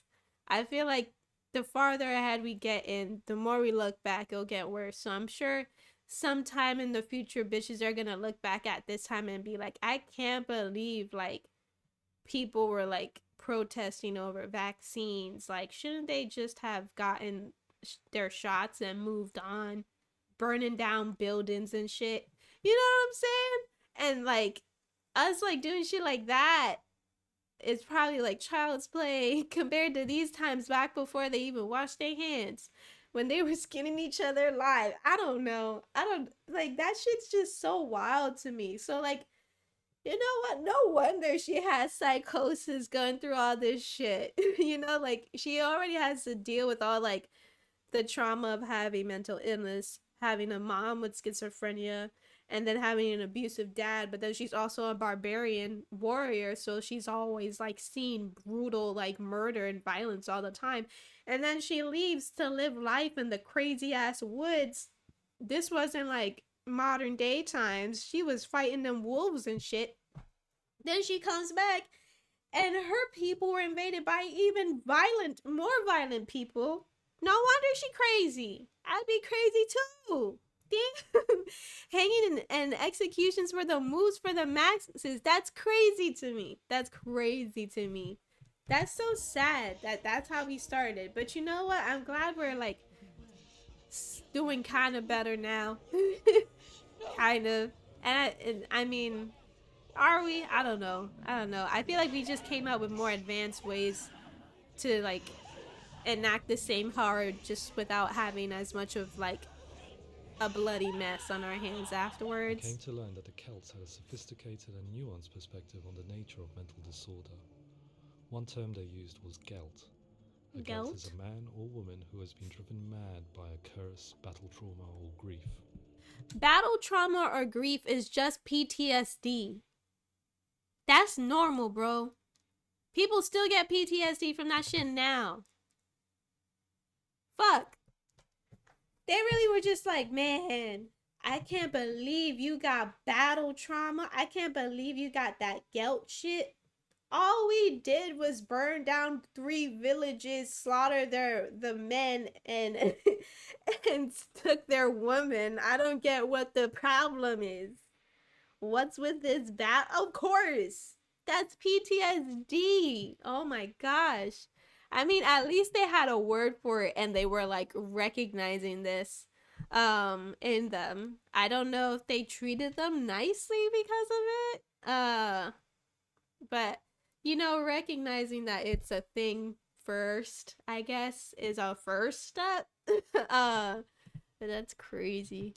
The Gelt would take to a life in the woods in search of penance, punishment, and purgation. Why would you need I mean, yes, you killed a bunch of people, so yeah, you should probably go and get penance for that. But like, you shouldn't be apologizing and repenting for having PTSD. You should be repenting for all the murder. Anyways, let me stop. And so Senua became a Gelt, cursed by darkness, looking for redemption in the wilds. Another word the Celts used in reference to mental disorders was truth, meaning fool, or liar, one who utters the words of God. They tell of the mad sinner who flees battle into exile and takes on a beastly nature, growing feathers on his body. The character called Truth in Hellblade is based on a little-known person called Findan, an 8th century Irish Celt who was captured and enslaved by the Vikings, but eventually escaped to Orkney where he became a monk. I will tell you my stories of hell, if I may walk with you. Upon meeting Senua, it would be his stories that fuel her quest deep into their world of gods. The Northmen say the world will come to an end. The sun will go There's black. a video of the role sociopaths hold in ancient warfare that made them able to do all that wild stuff and come back with no PTSD. Yeah, because they got some work shit going on than PTSD. Sociopaths. Stars will disappear. Fire and water will meet. Flames will play against the sky. The heavens and earth and all the world will be burned. All the gods will be dead. And the warriors of Valhalla and people everywhere. Senua, prepare yourself for Ragnarok. This game is very For it beautiful. is nigh. So the stage was set Look for at a that new mocap! adventure, a journey into the Norse underworld called Hell, a vision quest fueled by madness and myth, a fantasy that was created by Senua's own mind, and one that we would experience through her eyes. This is your mission. This is your quest. There is nothing else left. To make a game about a warrior with psychotic mental illness as its central theme was fraught with danger. Mental illness such as psychosis is still taboo and rarely acknowledged in a century of cinema, never mind the new medium of games. Where it does feature, it often conflates psychosis and psychopathy associated with a lack of empathy. It is unfortunate that these two words sound so similar that they are used interchangeably in media. I must admit that I didn't have to look very far to discover my own ignorance of the subject. So we reached out to Paul Fletcher, psychiatrist and professor of health neuroscience at University of Cambridge. I'm so glad they're doing their Psychosis is a research. descriptive term, and it refers to having a loss of contact with objective reality. So it's characterized by two main sets of symptoms. One of them is hallucinations, where somebody experiences perceptions when there is no actual objective thing out there to perceive. Who are you? And the other is delusions, where somebody comes to very often bizarre, unpleasant, frightening beliefs when there's no good evidence in favor of them. There's no doubt about it. The source of the darkness is in Helheim. And the goddess Hela holds his soul there. We reached out to Welcome, a biomedical researcher. Okay, I just want to say this whole time I've been saying that she's experiencing schizophrenia because she has all these voices going on in her head. But since they're not mentioning this, I think I'm incorrect then. So if I was incorrect saying that, I apologize.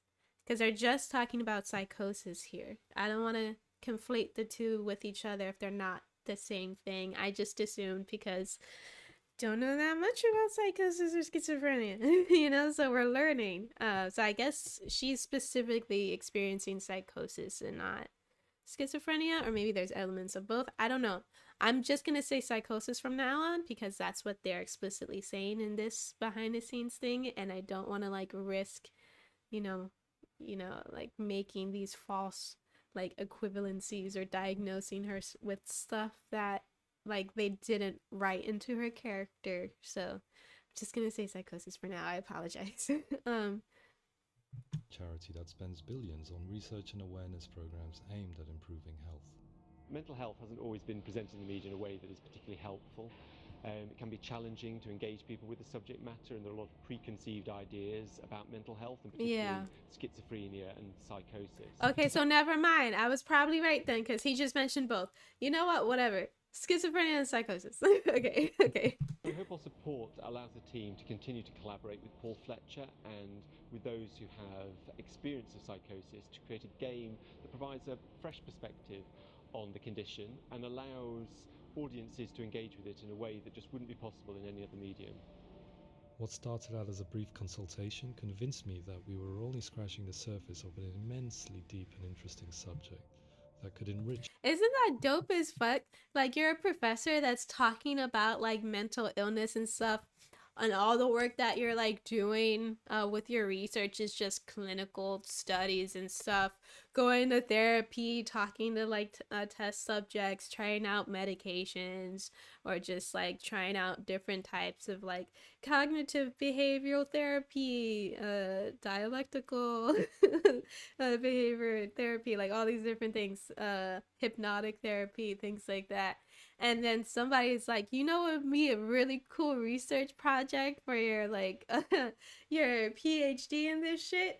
Let's make a video game together. Like that must be so fun for like a doctor to like use his expertise, or a professor to use their expertise in. Like I feel like that would be such a dope research project to engage in. So like that guy, you see that guy's like cheesing right there, because this shit looks so fun to do. You know, like after years and years of like painstakingly researching this shit and holding like conferences and lectures and all this stuff, writing all these papers, and you actually get to make something fun that like serves to be as like positive representation, empathetic representation, empowering representation of the very thing that you're advocating for, that can reach people who aren't like studying this in the academic sense like you are.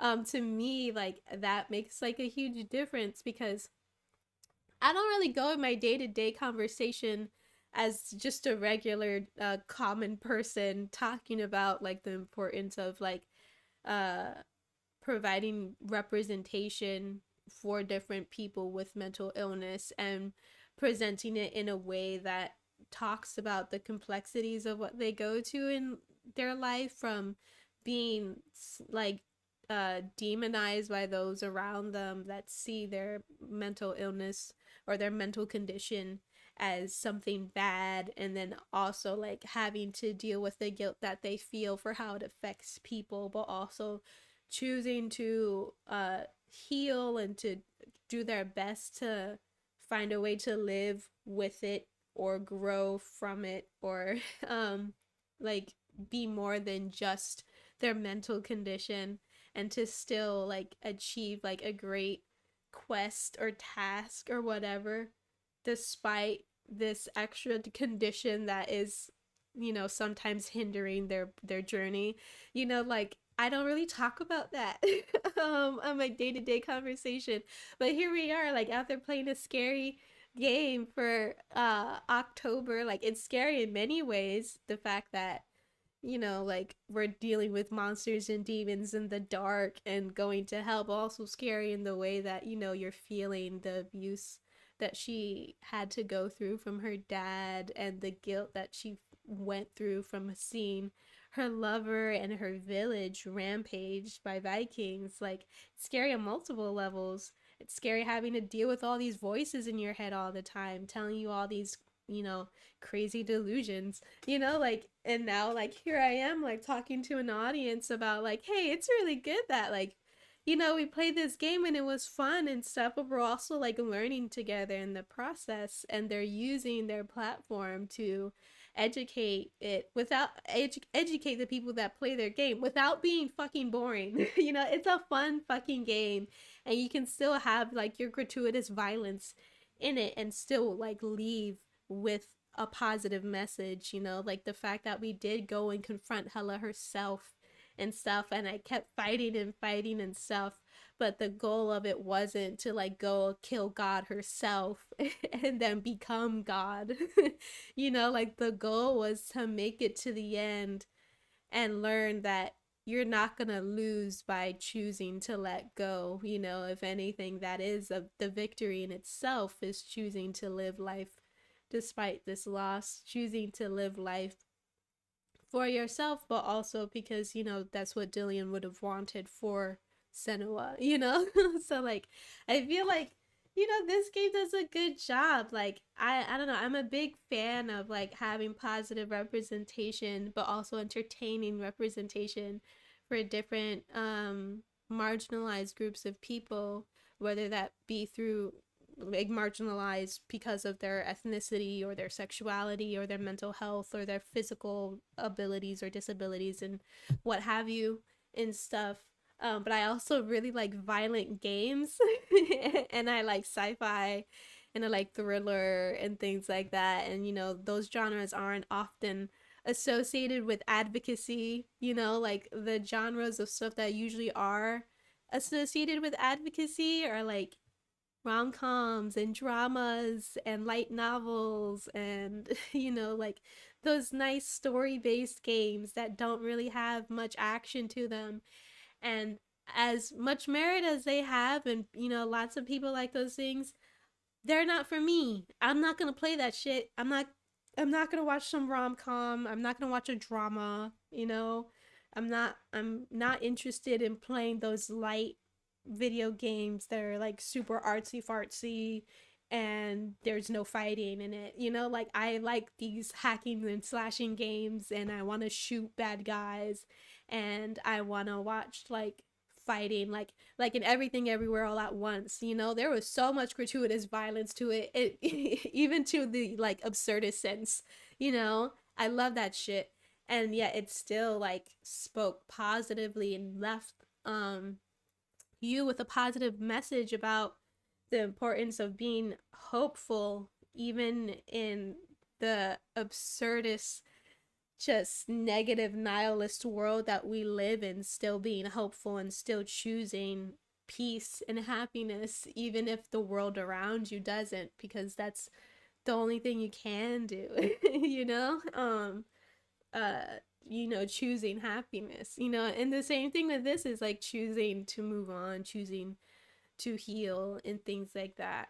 You know, like they both like they still give me that satisfying entertainment value of having gratuitous violence, of having like these big explosions and taking you on a wild scary roller coaster of a story, but it still manages to use that um in order to like further their message. um and also, you know, be representation and stuff, you know. And both the movie Everything Everywhere All at Once and this game are like about women. You know, oh god, I love women. We should just make more movies and play more games where women are the lead. They're doing the right thing. They're leaving us with the good messages, guys. But yeah, I love how the game handles the voices at the end. Yes, the voices become much nicer too. Cuz like they're also healing with you, you know, like as you're healing and stuff and choosing to let go and you're reaching the end and believing in yourself, so are the voices and stuff. And they're like, "Wow, like Senua's not in pain anymore." And so the voices are not in pain either. They're not being harmful towards her and stuff. It's less intense because a big trauma has been resolved. Yes, that, you know, so it's like she's healing and so are the voices. It's such a good game. I like this game. Will I play it again? No. It's fucking scary. But did I enjoy my time? Yes. And I will probably talk about it to people and recommend it to people. The first two like levels with the illusionary god and the fire god, they you just kind of have to trudge through them, move past that point just to get the mechanics of the game down. But once you make it past that, it's fucking good. And then once you make it past the shard trials, it's fucking great. You kind of just like have to just keep trudging along until you get to the really good point. But I think it's worth it, and it's not a very long game either, so I think it's worth it. Anyways, let's continue. I went on like a big like rant about positive representation. Yes, women leads. Yes, mental health representation, positive stories, marginalized communities need to be represented. Yes. You know, I that is like the thing I will preach about all the time when it comes to media. So that's why I stopped. But let's continue. And change the very nature of the game. That's cool. Thanks so much for coming. Pleasure. Thanks. It's really interesting for me. I'd love to be involved. I think it's fascinating. But you can tell Our he's fucking understanding of psychosis excited is to still like very much a use mystery, his and ways of work, treating it are still his primitive knowledge compared to help them physical create a illness. positive After all, effect. it is easy to see the pain and suffering caused by physical diseases or physical trauma. It is not so easy to see the mental suffering and trauma of severe mental illness. It's But what not. if we could find a way to see it? Games are capable of drawing you in for hours on end, playing the role of a character who is different from you, experiencing their perspective, and actively involving you in a world that functions with a different set of rules. Yeah. That shit was fucking scary. That If we level were was to represent scary. Senua's psychosis, we would have to simulate voice hearing, a common attribute.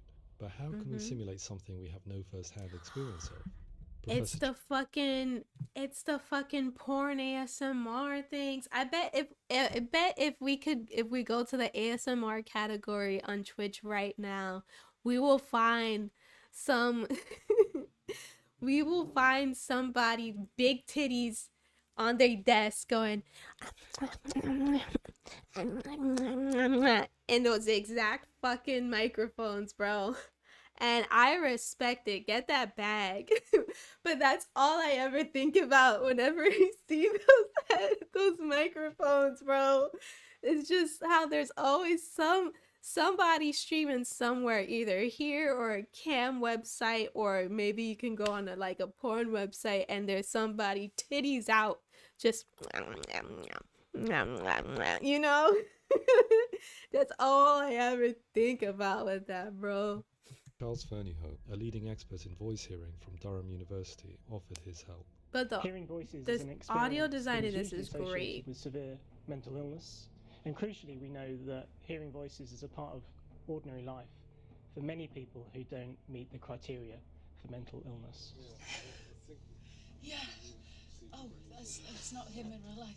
We know voices vary according to where they appear in space. Voices can appear far away in the distance, they can appear right there in your ear, they can seem to be coming from inside your head. Based on the information Professor Fernyhough provided, I put together a sound brief and invited some actors to the studio. We recorded the actors using a binaural microphone, which records the 3D spatial position of sound, replicating the way sound is heard by human ears. It gives you an incredible sense that the person you are listening to is right there beside you. It's really true.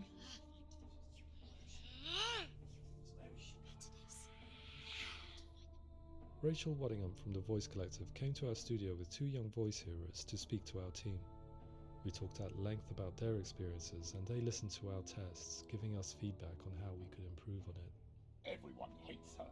She's cursed. It's very hard to represent what this experience is like, partly because it's such a personal, intense, emotional experience. It's testament to how Ninja Theory have been listening to what the researchers are saying, but also crucially listening to the experts by experience. What they've come up with is so compelling. It's by far the best representation I've heard of what these experiences are like. That shit, every time I play this, I've like hopped back into it. Those voices immediately fuck me up. Those voices, like, and like, you know, when the game ended and we were watching the credits, like, I immediately started talking about the soundscape and the sound design of this game, because that it really is such a big aspect of playing the game, and like it really immerses you in the whole experience. And I remember there was like some point when we were playing the game and I'm just like, damn, do people who hear voices, is it actually like this like all the time? Because that's a lot. Like, you had to like add a, like, when I was playing it, like every time I hop into it, I am like hit with all these voices. It's very intense and they're all saying shit at the same time, and they don't stop when there's a narration going on. They don't stop when you like find like a lore symbol and they start telling you the lore. Like, when you find that stuff and there's lore talking and there's voiceover happening narrating you and all the voices going on in your head, like, you just kind of have to like learn to like just zone them out and choose what you want to listen to. Do I want to listen to the narration? Do I want to listen to the lore? Do I want to listen to the voice laughing at me, or the one that's being nice to me, or the one that's telling me to go home, or the one that's telling me to fight, you know? Or like, do I just want to just blank out and actively ignore all of these voices? Like, that requires so much like of your mental concentration. It is exhausting. It makes you paranoid. It's infuriating at times. Like when we're like in a fight and they're laughing at me, or when I'm scared and they're saying shit, you know? Yeah, I would really love to hear like like I know they're speaking to like a professor in this stuff. I don't know if they spoke to like people who actually experienced psychosis in their research process, but I would really like to see like what people who experience psychosis think as well and everything. And I also am curious to like know what people who experience psychosis and experience schizophrenia think of this game as well. Because like I'm out here saying like this is a great game, it has great representation, it's a positive story or it has a positive message to it and everything, but I don't actually experience psychosis or schizophrenia myself, so I would be very curious from someone who like hears voices or sees things and stuff, someone who has like mental illness that is like this, mental conditions that are like this, to see what they think while playing the game, or while viewing a let's play of it. If they think it's like accurate to the experience, if like what parts are good, what parts could be better and stuff, what they think of the message and things like that. Like I am very curious because like just like I really feel like I was like in Senua's experiencing what Senua was experiencing while we were playing the game and stuff. And I really like that about it. But I'm sure like the perspective would be different from someone that actually goes through this in their day-to-day life, or like sometimes and stuff. But yeah, it's really good. The sound design in this game is great. Other common attributes of psychosis are visions and flashbacks. We met with Recovery College East, who work with and care for people recovering from severe mental disorders. A group of service users gave us their first-hand account of what they experience. Sometimes when the visions or what we're seeing is too much, it becomes more difficult until eventually we perhaps don't see anything. The people we spoke to, the stories they told, were fascinating, harrowing and mind-boggling. The reality of what people experienced was vivid, far exceeding what I could possibly have imagined. We went away itching to represent some of these visions and flashbacks in the game. As we all know, my heart is so, love is so far away. Don't you know how I wanna feel deeper? I could never know how you grow, all these days are killing me. I hope I don't get a copyright claim for this, because I don't know if this is copyright claimable. I just wanna feel deeper, deeper. I just wanna feel, Okay, so I'm guessing all of these things that they're saying in the text is things that people who experience psychosis are going through, have gone through when they have those moments of psychosis where things are brighter, things are illuminated, things are like a kaleidoscope, everything is big, things are too quick to my mind, they get blurred. Okay, so they're like giving us examples of like where they take these anecdotes from these people they interviewed and how they used it when creating the game. That's really good, that they took that feedback and they incorporated it into the experience. Like I just, when you're playing the game, you don't really think about like how these choices are made or what influenced these choices and stuff. Like I just thought they wanted to make like a trippy experience, so they came up with that. But these trips came directly from, what people were saying. Showing them what we had achieved so far and refining the in-game representations based on their feedback. With their help, flashbacks, visions and changes in perception were woven into the story and gameplay of Senua. The students that are involved in this project are incredibly excited about being involved. They have described the experience as being important because it values their lived experience and shows that despite what we have been through, all of that experience becomes valid, that actually it's something that we should all be talking about. The experiences described range from beautiful to frightening beyond comprehension. I heard of a girl who has to live with an angry voice screaming at her, slamming on her doors and walls 24 hours a day. That's crazy. I met someone who would often see hanging corpses in a room, so real that she would sometimes try to rescue them. Oh The panic no. and fear that comes with such visions is entirely understandable, and it can be a living horror for some. Worthless, weak, pathetic. Go on, feel sorry for yourself, because there is no one left to do that for you. I was urged by one fellow that we should not shy away from showing this horror, and so I was perpetually torn in making Hellblade. Had we gone too far with our representations or not far enough?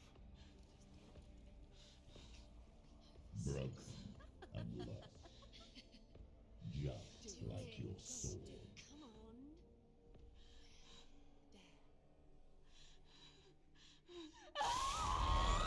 In some ways, voice hearing and visions were the low-hanging fruit, so to speak. There's another aspect of psychosis that is much harder to explain, but one that I think video games are uniquely able to represent, which are often called delusions.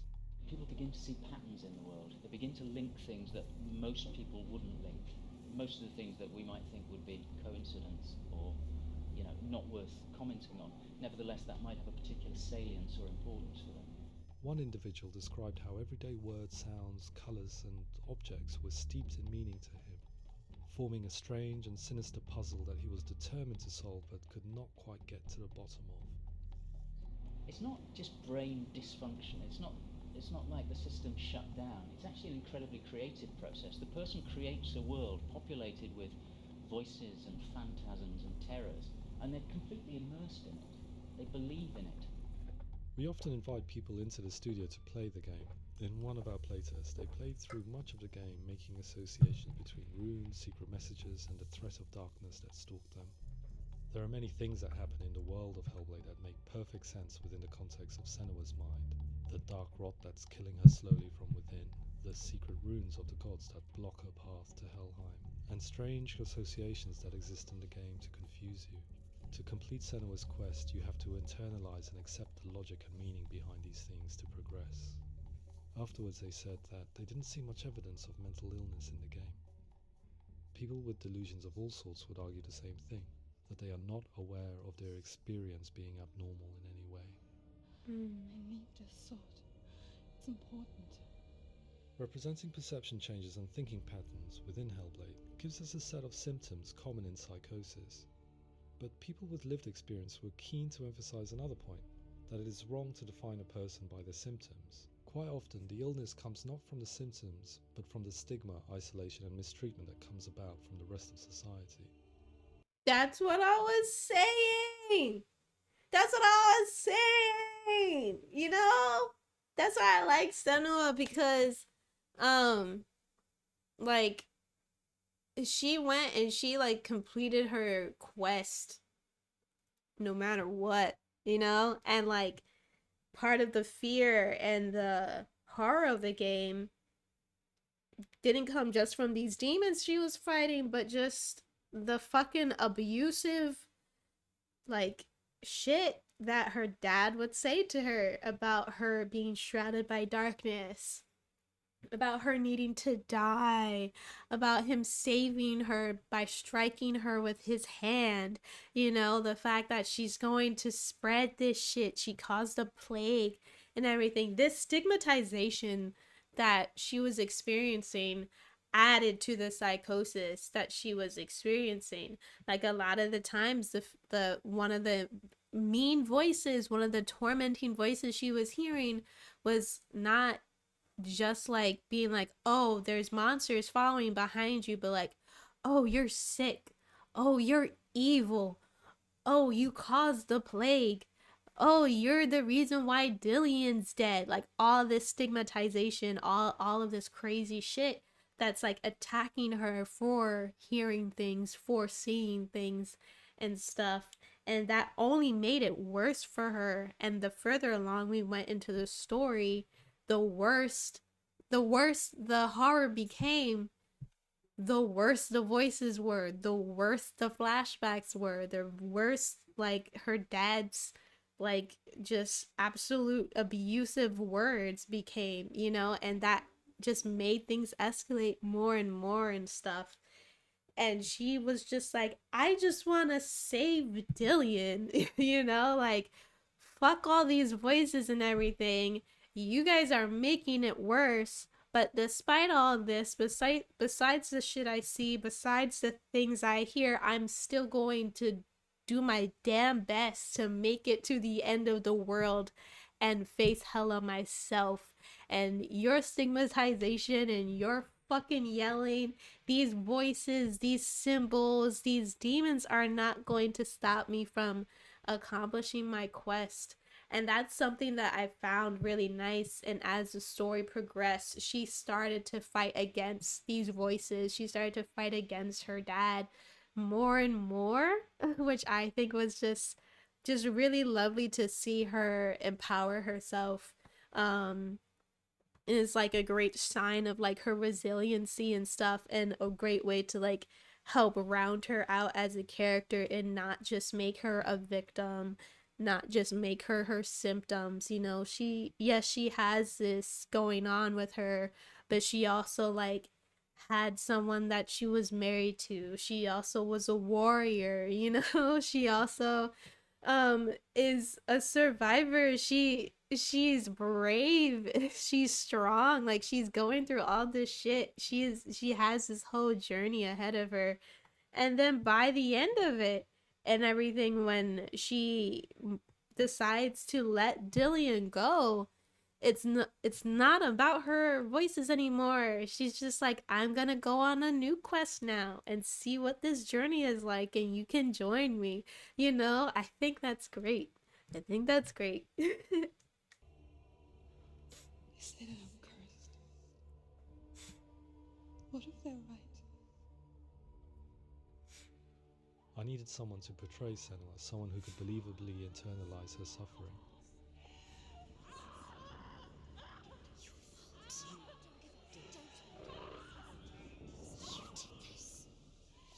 Melina Jurgens, our video editor, had been a stand-in for Senua over a few months while we perfected our motion capture techniques. Without realizing it, she had already auditioned for the role, and I knew her well enough to know that I didn't have to teach her to act, but to relive her own internal pain. As often is the case, those who have suffered mental anguish are never far from us.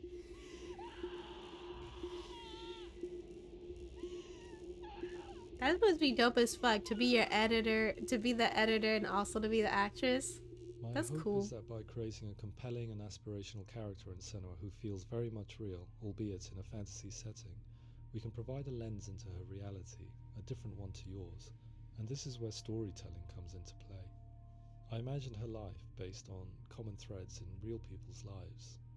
She was always prone to Oh, I also wanted to talk about the live action actors and stuff. Senua's, you know, Senua's character, she's animated through motion capture and stuff. You know, she completely like blends in with the rest of the world, whereas these visions that she gets of Dillian, of her mother, of her father, things like that, like, they, instead of having them blended in with the world, they're using overlay image of the live action footage on this digital landscape, and it creates this really scary effect through Uncanny Valley. And I feel like, you know, when people talk about Uncanny Valley, they often talk about it in a way where, oh, this person tried to make something look realistic and they failed horribly and now it looks creepy or ugly. But it wasn't that, you know, wasn't the original intention. Whereas I feel like this game utilizes the live action footage to create an uncanny effect, Uncanny Valley effect purposely.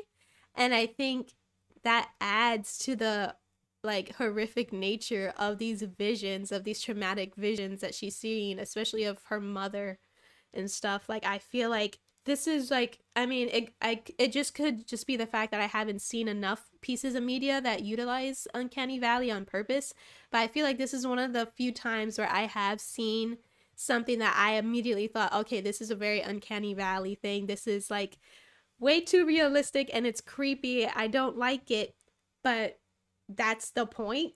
You know, it adds to it. It adds to the creepy factor. It makes these visions that she's seen extra scary, which they're supposed to be. And I think they just use that very well. And I like that a lot. Actually, I can think of something that does use Uncanny Valley pretty effectively. Like the first 3 seasons of SpongeBob, because I didn't see many seasons beyond that. Those moments where they would use like live action or like claymation or just like hyper realistic imagery, like whether it's hyper realistic like paintings or drawings or whatever in their show to create like horrifying bits for a joke. I think that shit they use that shit very effectively to like land that punchline. Like for example, the butterfly episode. I was so fucking scared of the butterfly episode growing up. Like whenever the butterfly episode of SpongeBob came on the TV growing up, I would change the channel. Like I never had to change the channel for a SpongeBob episode except for that one. And for the longest fucking time, I was scared of butterflies. I mean, I'm scared of bugs in general. But I remember like there was a time where I was visiting the Bronx Zoo with my dad growing up, and there's like a butterfly garden there that you have to pay to go to, I think. And he's like, let's go to the butterfly garden, or are you scared? And I'm like, I'm not scared. And he's like, okay. So we went inside of the butterfly garden, and like the whole time we were there, I was like making, every time he turned around, I would duck. Like I would be ducking from these like beautiful butterflies flying around. Like one would fly, just nicely flutter by me, and I'm like, whoosh, fuck, you know, flinching off of these things because the live action footage that they used in that SpongeBob episode made things like so scary for me. But that was the fucking point, you know, using either real life footage or something hyper realistic in contrast to this like cohesive animated setting in order to make you feel unsettled. I can't think of many things I've seen that does that purposely and effectively. Like a lot of times I feel like when I see Uncanny Valley depicted in pieces of media, it's usually like, oh, this is like a special effect from back in whatever time, where they were trying to make things look realistic, and now that we moved on in our technology, it has aged badly and now it looks weird, like Shark Boy and Lava Girl or the Spy Kids movies, you know, things like that, or like just different animation techniques from the past that have aged badly or just like badly made sorry pieces of media, where, you know, like they make things just look a little too realistic and it's gross, you know, whereas like this, they're like, yeah, let's incorporate like something that is super real because it is real life footage and keep it that way in order to scare you. You know, I think that's very beautiful. I meant to like say that when I was like talking about my experience with it during the credits, but I think I forgot. But that's also like something that I was thinking about in the game, and it doesn't like really draw you out either. It's not jarring to that degree. It's just like an added feature of like the psychosis that she experiences, you know. As a child. Her mother Galena also heard voices and had visions, so perhaps there was a genetic aspect. Or perhaps it was cultural, as she lived within a world without science, of gods and superstition, as exemplified by her druid father Zimbal. Psychosis developed in her late teens to early 20s and was exasperated by stigma and isolation at the hands of the clansmen and her father. It's spreading. The trauma of seeing her lover Dillian sacrificed tips her over the edge, making her remodel her reality around a concept that connects everything: the darkness. So the question is, what Senua experiences real? Can only be answered by saying, yes, it is real. It is her reality. Yeah, I don't think, like, I don't know how other people may have interpreted Senua's journey. They might have thought to themselves that this whole adventure that we went on was just one big vision or whatever, one big fantasy. But when it comes to things like that, where it's like not just this, but like in other pieces of media where like the main character or the main narrator is an unreliable source, you know, like people might just think, okay, this whole thing was just a vision or a metaphor or fantasy or whatever. It didn't literally happen. But usually what I think when I experience these things, or I like watch media like that, I think it all happened. I think all the magic is real and it happened. But and that there was an element of fantasy to it. But at the end of the day, I think it actually happened. Like I am of the mindset that she literally did go to hell. And she literally viewed Hela herself, but I don't think she was killed by Hela. I think when she met Hela, that Hela touched her, and like I don't think like Senua literally died and was murdered by Hela and then came back to life like the Christ and went and walked away. I think she went through all these trials. She traveled down to hell. She met Hela. She fought Hela. And Hela used her godly powers to touch her and help Hela grieve the loss of Dillion. And through that long journey, Senua decided that it's time to move on, and then she went on her way. You know? So I feel like the journey itself happened, but like specific details of it, like her dying and stuff, are more like metaphorical for what she experienced, or those were like the fantasy aspects. I don't really know if I think like the demons that she fought along the way were fake. I think they were real. I think she actually fought demons and stuff like that. And I do think she like probably killed like the illusionary god and the fire god and Fenrir. But they're gods, so I don't think they're like permanently dead. I think like she killed them, but like they just respawned, you know, as she went on in her journey. Like that's my headcanon of it. I don't think like the story in itself is one big fantasy that this, you know, Dillion died and then she went into like this catatonic state and had this vision that is this game, and then moved on once she woke up from it, or like, you know, like Dillion died and she went through her day-to-day life like normal, but in her head like the seven stages of grief that she was going through are represented this way. Like I don't think that's what happened. I think Dillion was killed, her village was murdered, and she went on this fantasy journey in this world where magic exists. She met the god of death, and she grieved the loss of her husband, and she returned to the mortal world and chose to move on. That's my headcanon of the game. I don't know if that's actually true to what the game developers want me to interpret as, but that's my headcanon. It's just a matter of time.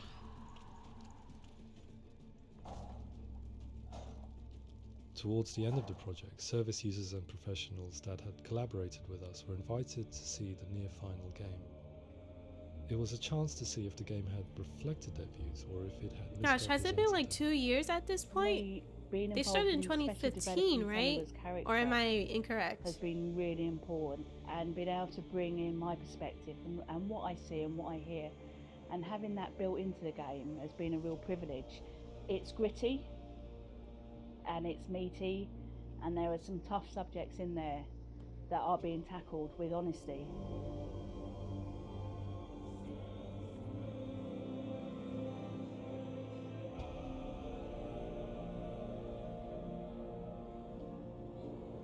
I was blown away by it today. So yeah, it was about 2 years at this point. To get the opportunity to use our lived experience in a very creative way.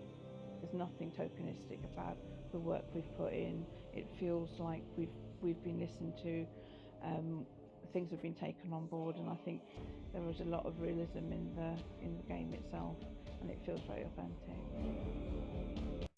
See, that's what you want to hear from the people you work with when you're doing research on whatever thing that they have lived experiences in. Like, you want them to say, we don't feel like we've been tokenized. We don't feel like, we've been summarized to just be the symptoms that we hear, that we experience, or whatever trauma we went through. We feel like you tackled the complexities of this in an honest and authentic way, and that you handled like what we went through, or like what we go through, both the good and the bad, and you still came out with a good message, and you aren't making it all about what we go through. Like, you know what I mean? Like, you want them to, that's what you want to hear. I'm glad that the people that helped them make this project, that contributed their experience and contributed whatever research or work that they do related to said experience, feel this way, because that, I feel like, is success. And I'm sure that there are people who will disagree and stuff. But if you're like going in from the jump, and the people you work with like feel like I've been tokenized, then you fucked up. Like, I'd rather you have put all this time and research working with the community you're choosing to represent first, and have it be like you feel like you've done a good job, and they feel like that they've done a good job, and then feel comfortable sharing it with the public, and then hearing back from the community to know whether or not they feel like you've done a good job, or like ways in which we can add to this conversation, and the story of this. I also just want to say, I think it's really good that they included this feature like with the game. You don't have to unlock it. It's just there. So it's like, you play the game, and then you see the feature about the game, and it's just straight up about like the importance of the advocacy that they're choosing to partake in with this game.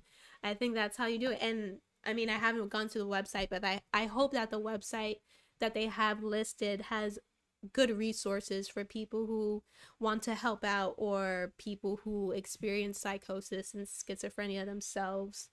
And I hope that, they continue to like hold themselves to this standard of,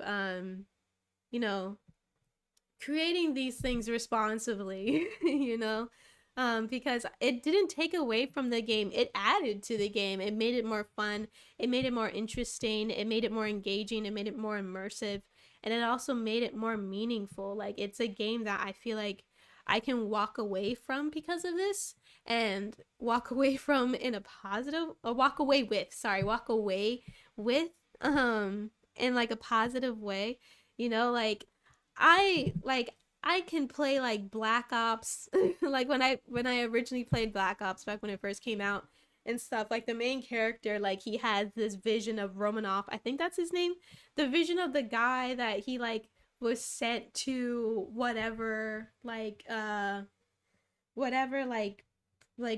prisoner prisoner of war thing. Like, him and this guy were like captured by whoever the American army was fighting in this game. It's always the American army fighting someone, in these games. And like, spoilers, but not really. This game, Black Ops, is ancient, and I'm pretty sure most people play Call of Duty games for their multiplayer anyway. But like, the main character in Black Ops is like an American soldier. He's fighting in some war in some foreign country. It's been years since I've played it, but I'm either going to guess that it was either the Middle East or some communist version of Russia, because that seems to be the case whenever it's a Call of Duty. It's either communist or brown people. Because Call of Duty is just like, let's be real, it's just American like American military propaganda. Anyways, so they were fighting some foreign country, and the main character gets captured. It was Cold War era / Vietnam War. Okay, so he was probably like captured by the Russians. And while he's in there, he's like also like prisoner with someone else. And while he's prisoners there, him and that guy, I don't remember if his name is Romanov, but I'm just gonna say it is. And him and Romanov, along with some other prisoners, decide to like bust out of that like war prison. They shoot up everybody there, and then they're like running away from like the military, both the Russian and I think American military, and they're just murdering people in various like towns, trying to like find freedom and escape along the way. And then by the end of the game, the American army does capture you, the main character, and like interrogates you, and you're like, where's Romanov? And they're like, what are you talking about? And he's like, Romanov, like you captured him with me. And they're like, there is no Romanov. He was killed the night you escaped from the prison. And you as a main character like freaks out, and you're like, what do you mean? He was in the whole game with me. And they're like, no, he wasn't. That very inciting incident where you were escaping that underground prison, he died. You were the only survivor of them all. You killed all those people. You ravaged those towns. You killed those murders. It's your fault, and we've caught you, and now we're going to execute you. You know, that's what it was. And it's like, when I think I was 12 when I played this game, and that shit blew my mind. I thought that was amazing. But when I look back at it now, I'm just like, like, okay, I don't really think they like they used his psychosis as a twist at the end of the story, but didn't really say anything about it. It was just, oh snap, you are a murderous crazy guy because you slain all these people single-handedly, thinking you did it by yourself because you were fueled by this psychotic like just delusion or whatever. You're a madman, you're crazy. You know. And that's basically like all I remember from it, and stuff, which isn't like the best representation you want. Or like, for example, Split.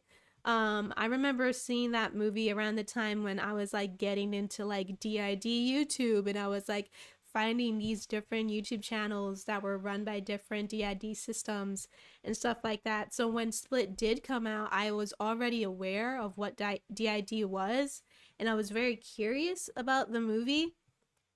And like just viewing it from like a movie sense, not thinking about like the implications of how it depicted someone with mental illness, like it is quite entertaining.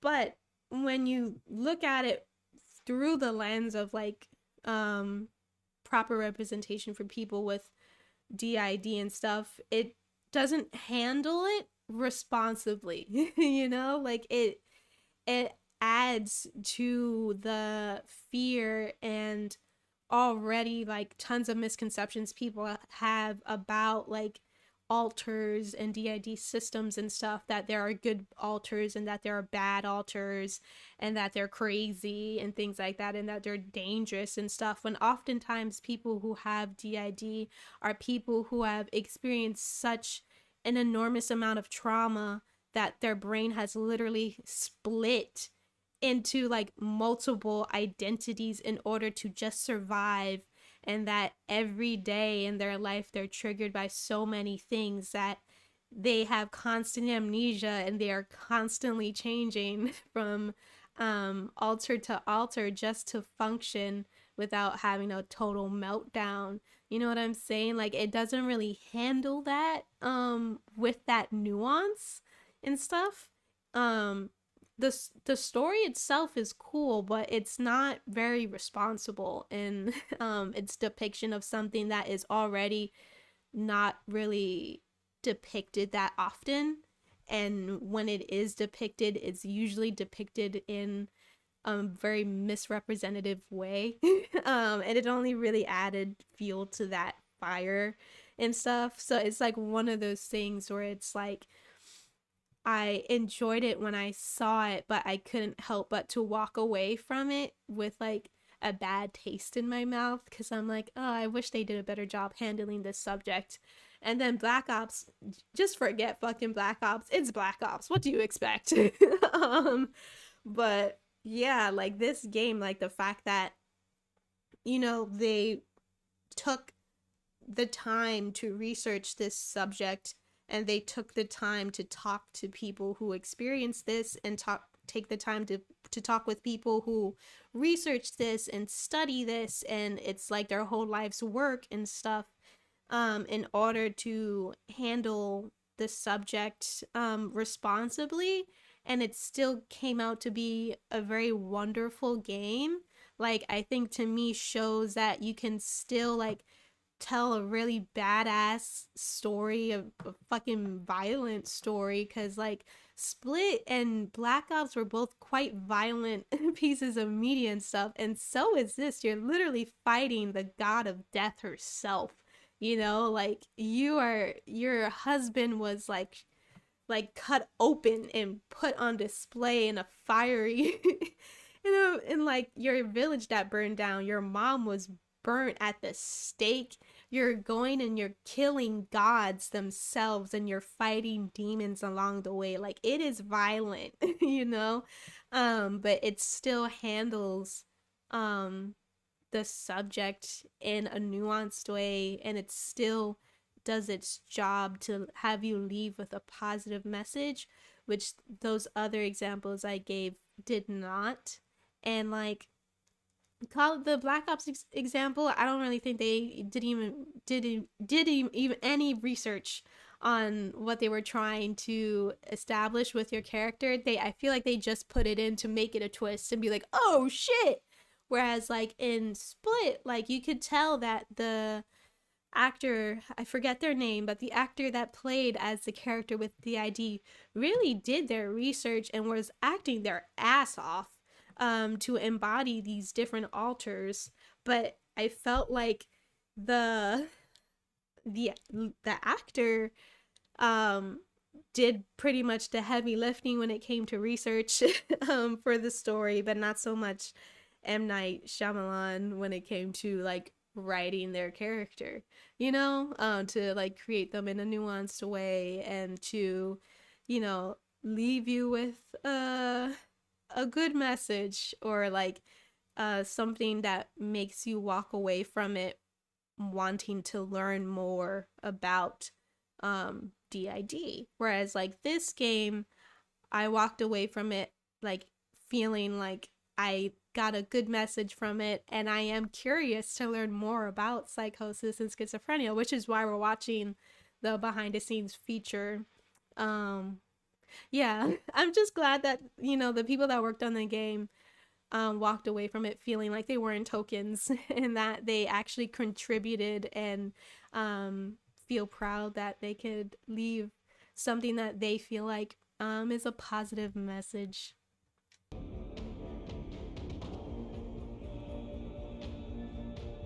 Hellblade will give people a good experience of what it's like to hear voices and have those experiences. I'm glad that the guys at Ninja Theory kind of asked us to come along and help them build an experience that's positive when it comes out, and get myself a copy and have a go. Hell yeah!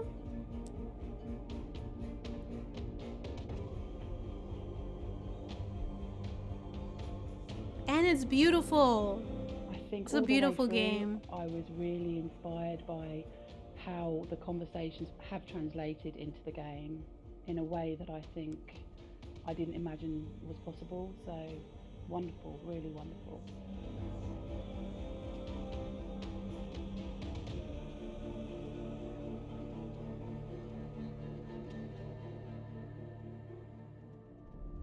I really hope that others will follow the lead they've set and use the power of something like a video game to change people's perceptions, to increase understanding, and ultimately to make some of the stigma around voice hearing and other experiences go away.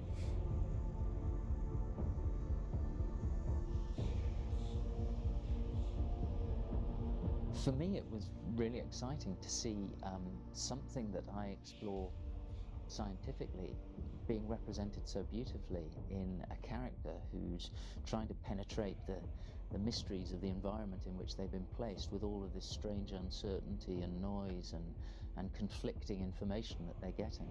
I'm very excited by this way of trying to represent mental illness, because I think it actually might be offering us insights that we wouldn't get from pure scientific explorations, and actually giving us quite an empathic view of what it might be like. Man, imagine being like a professor in this shit and having like such a badass like example of work that you've done in your research. Like, I know that professor fucking feels like a badass to have something so like hardcore and like low-key scary to like serve as an example for like research that they've done. Like, imagine like you're going online to find like your academic research papers and stuff like this to like add to like whatever thesis you're doing, and like you just straight up reference a horror video game, and they're like, yes, and if you can see in chapter 5 when she goes into this maze and everything, she experiences this example of visual delusions, you know, like that's cool. Like, or like imagine being in that professor's class and they're being like, okay guys, for today's for today's homework for next week's lecture, I need you guys to play chapter 6 of Hellblade: Senua's Sacrifice, and come back with a paper on your experience so we can talk about this in lecture next week. I know that this game is quite scary for some of you students, but I really need you guys to play through it in order for us to be able to talk about our next topic when it comes to psychosis. You know, like that must be so cool as hell, bro. Like I would have been so much more engaged in like my lectures and stuff if they use like more fun pieces of media to like spur on conversation and stuff. Like I remember when I took like my human sexuality, no, not human sexuality, I think it was like it was my, I forget the exact title of it, but it was like a queer LGBT class that I took. And like most of the class was just us like reading like poems, reading books, and like we read like a stage play, things like that, like reading creative pieces of work and watching like different like videos of different like queer thinkers talking about their experiences and talking about like their theories when it comes to gender and sexuality and things like that. And that made that class so engaging, and I walked away from that class like just reflecting so much. Like that class literally inspired me to come out as bi to my parents and stuff, because we use like these pieces of media to spur on conversations about this topic that we were studying in an academic setting, whereas like other classes I took where we just had to like read like textbooks or like academic papers, like I don't remember that shit. And you know, like they have their merit in their own way and stuff, but I feel like people really like walk away more when they're experiencing things through the like the means of like entertainment and stuff.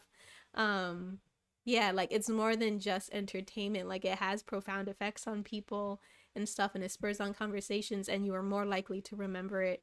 So big props to that professor. I'm glad that he like was down to work on this, and I'm sure he's really like excited to be like, I'm the cool professor now.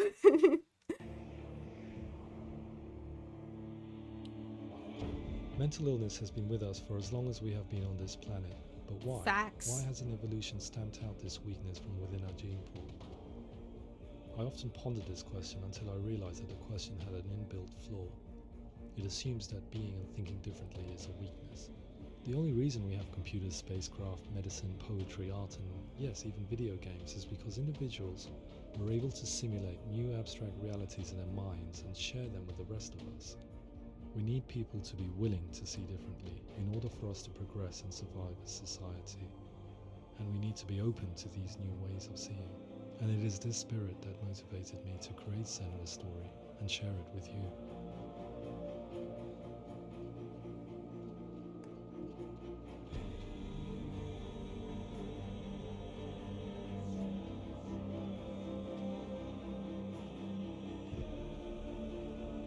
And there again, if you would like to find out more about psychosis and mental health difficulties, you can visit this website, Hellblade, help.info. Haven't went there myself, but you know, I'm sure, I hope that it has a lot of interesting resources for anyone that's curious about this.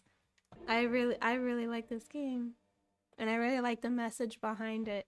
I'm a sucker for like fantasy, sci-fi, thriller media that also has like a happy ending or like a positive message. Like, I eat that shit up. Like, tell me a game has fighting and violence in it, I'm already signing up. But tell me it has violence and fighting in it, and it'll make you feel good at the end, and you'll learn something new. Hell yeah, it's top of my list, baby. Like, I love shit like that.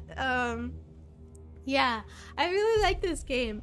I'm glad it was recommended to me, even if it seemed like while I was playing that I hated it, and I said multiple times that I did, and it's because it was fucking scary, bro. Okay, I don't take that back. This game is fucking scary to me. But it was worth it. I'm glad I played it. And I'm so happy that, you know, it's positive representation for people with mental health conditions such as psychosis and schizophrenia, that it's a woman lead, that it is like intuitive in like exploring, letting you like learn the game controls. Did not like the first 2 chapters, but that's fine. I worked past them. I really think it's beautifully made. Its depictions of like hell and the underworld, I think, are very beautiful, and I think is probably one of the best experiences I had when it comes to sound design, specifically when it comes to the gaming experience. I will acknowledge that I haven't played much games since I first started gaming, like in middle school. So most of like, I feel like my references when it comes to like my gaming experiences comes from like the mid 2000s era, because when I was about like 11, 12 years old, that's when I started to like take gaming seriously and started trying to play games for myself. But because like I was like an honors student and was like in private school that was like highly academically focused, by the time I reached like maybe sophomore or junior year of high school, I kind of like stopped playing video games as often. And by the time I reached college, like I was dorming away from home. I didn't have any of my gaming systems with me. I left them home. So I didn't like play any games in that era. And I feel like now that I am an adult and I am no longer in school, I finally can return to my love of video games. But I feel like because I haven't played video games in so many years, I am quite behind, and I am unaware of how many great games have come out since. So I'm glad that I was recommended this game, and it is a genre that I wouldn't have played of my own volition. So the fact that it was recommended to me and I was able to experience something really nice from it makes me very happy. And I hope that as I continue this journey, becoming a true adult gamer, that I can stumble across and discover many other pieces of media in video games that I find very fun but also meaningful, because to me that's like what art is for. And even though I personally am someone that makes videos and like went and studied film in college and stuff, I always had the belief that video games, I feel right now, because VR hasn't like advanced to a really great point yet, that'll be for years in the future. I'm sure will evolve VR to an amazing level, but I feel like currently video games, I feel like, are like the highest or form of art, which might seem weird to say it that way, or because I know there's plenty of pretentious people in the art world that will disagree and that just say that video games are for children, or people who are like more like anti-video games and are more conservative when it comes to this are like, video games just make kids violence, they rot your mind, they give you ADHD, you have short attention spans now. Like, I really feel like video games, they manage to take elements from every form of art and put them into one experience, but in a way where you are immersed in a way like none other. Like, you're able to experience like the beauty of like music and sound design like in this game, but also like visual storytelling, the story writing, the cinematography, the animation, like all this stuff just blends together, and you yourself play through the story. You're not sitting there and watching the story unfold in front of you like a movie or animation. The only way for the story to unfold, and for some games, like, there's different ways that they can unfold, is through your actions and through your immersion and stuff. And I feel like this game does a really good job utilizing that immersion and utilizing its different aspects of storytelling, from sound to animation to live action filming, to really immerse you into this story, to add to the atmosphere and the horror elements, but to also have you like walk away like curious about what you just experienced. Like, damn, do people really hear things like this? Do people really see things like this? That's crazy. So yeah, this is a really good game. I will not be playing it again anytime soon. It scared the bejesus out of me. Though, I don't know, I'm sure there are scarier games out there, but this made me feel good inside, and it made me go on really like altruistic rants today. But yeah, I was gonna like probably like chill out for the rest of the stream by playing like Fall Guys with you guys or something, but we've been streaming for like almost 3 hours, so maybe not. Yeah, I know like other streamers like stream for a long time, but like 3 hours for me is quite long. My voice is getting like a little hoarse, and I have a headache. And I do have other things to do. I need to actually edit videos and upload them to my YouTube channel now. So I should be going like 2 to 3 hours, maybe 5 hours, like that GTA stream we did when we were finished Grand Theft Auto 4 are enough for me. This is long enough for me. I hope you guys enjoyed this experience of playing the game with me. I hope you enjoyed the story. I hope you enjoyed the feature that we watched. I also hope you enjoyed my long altruistic rants about the importance of representation and the importance of art in video games and stuff. I am glad I streamed today and I played this game.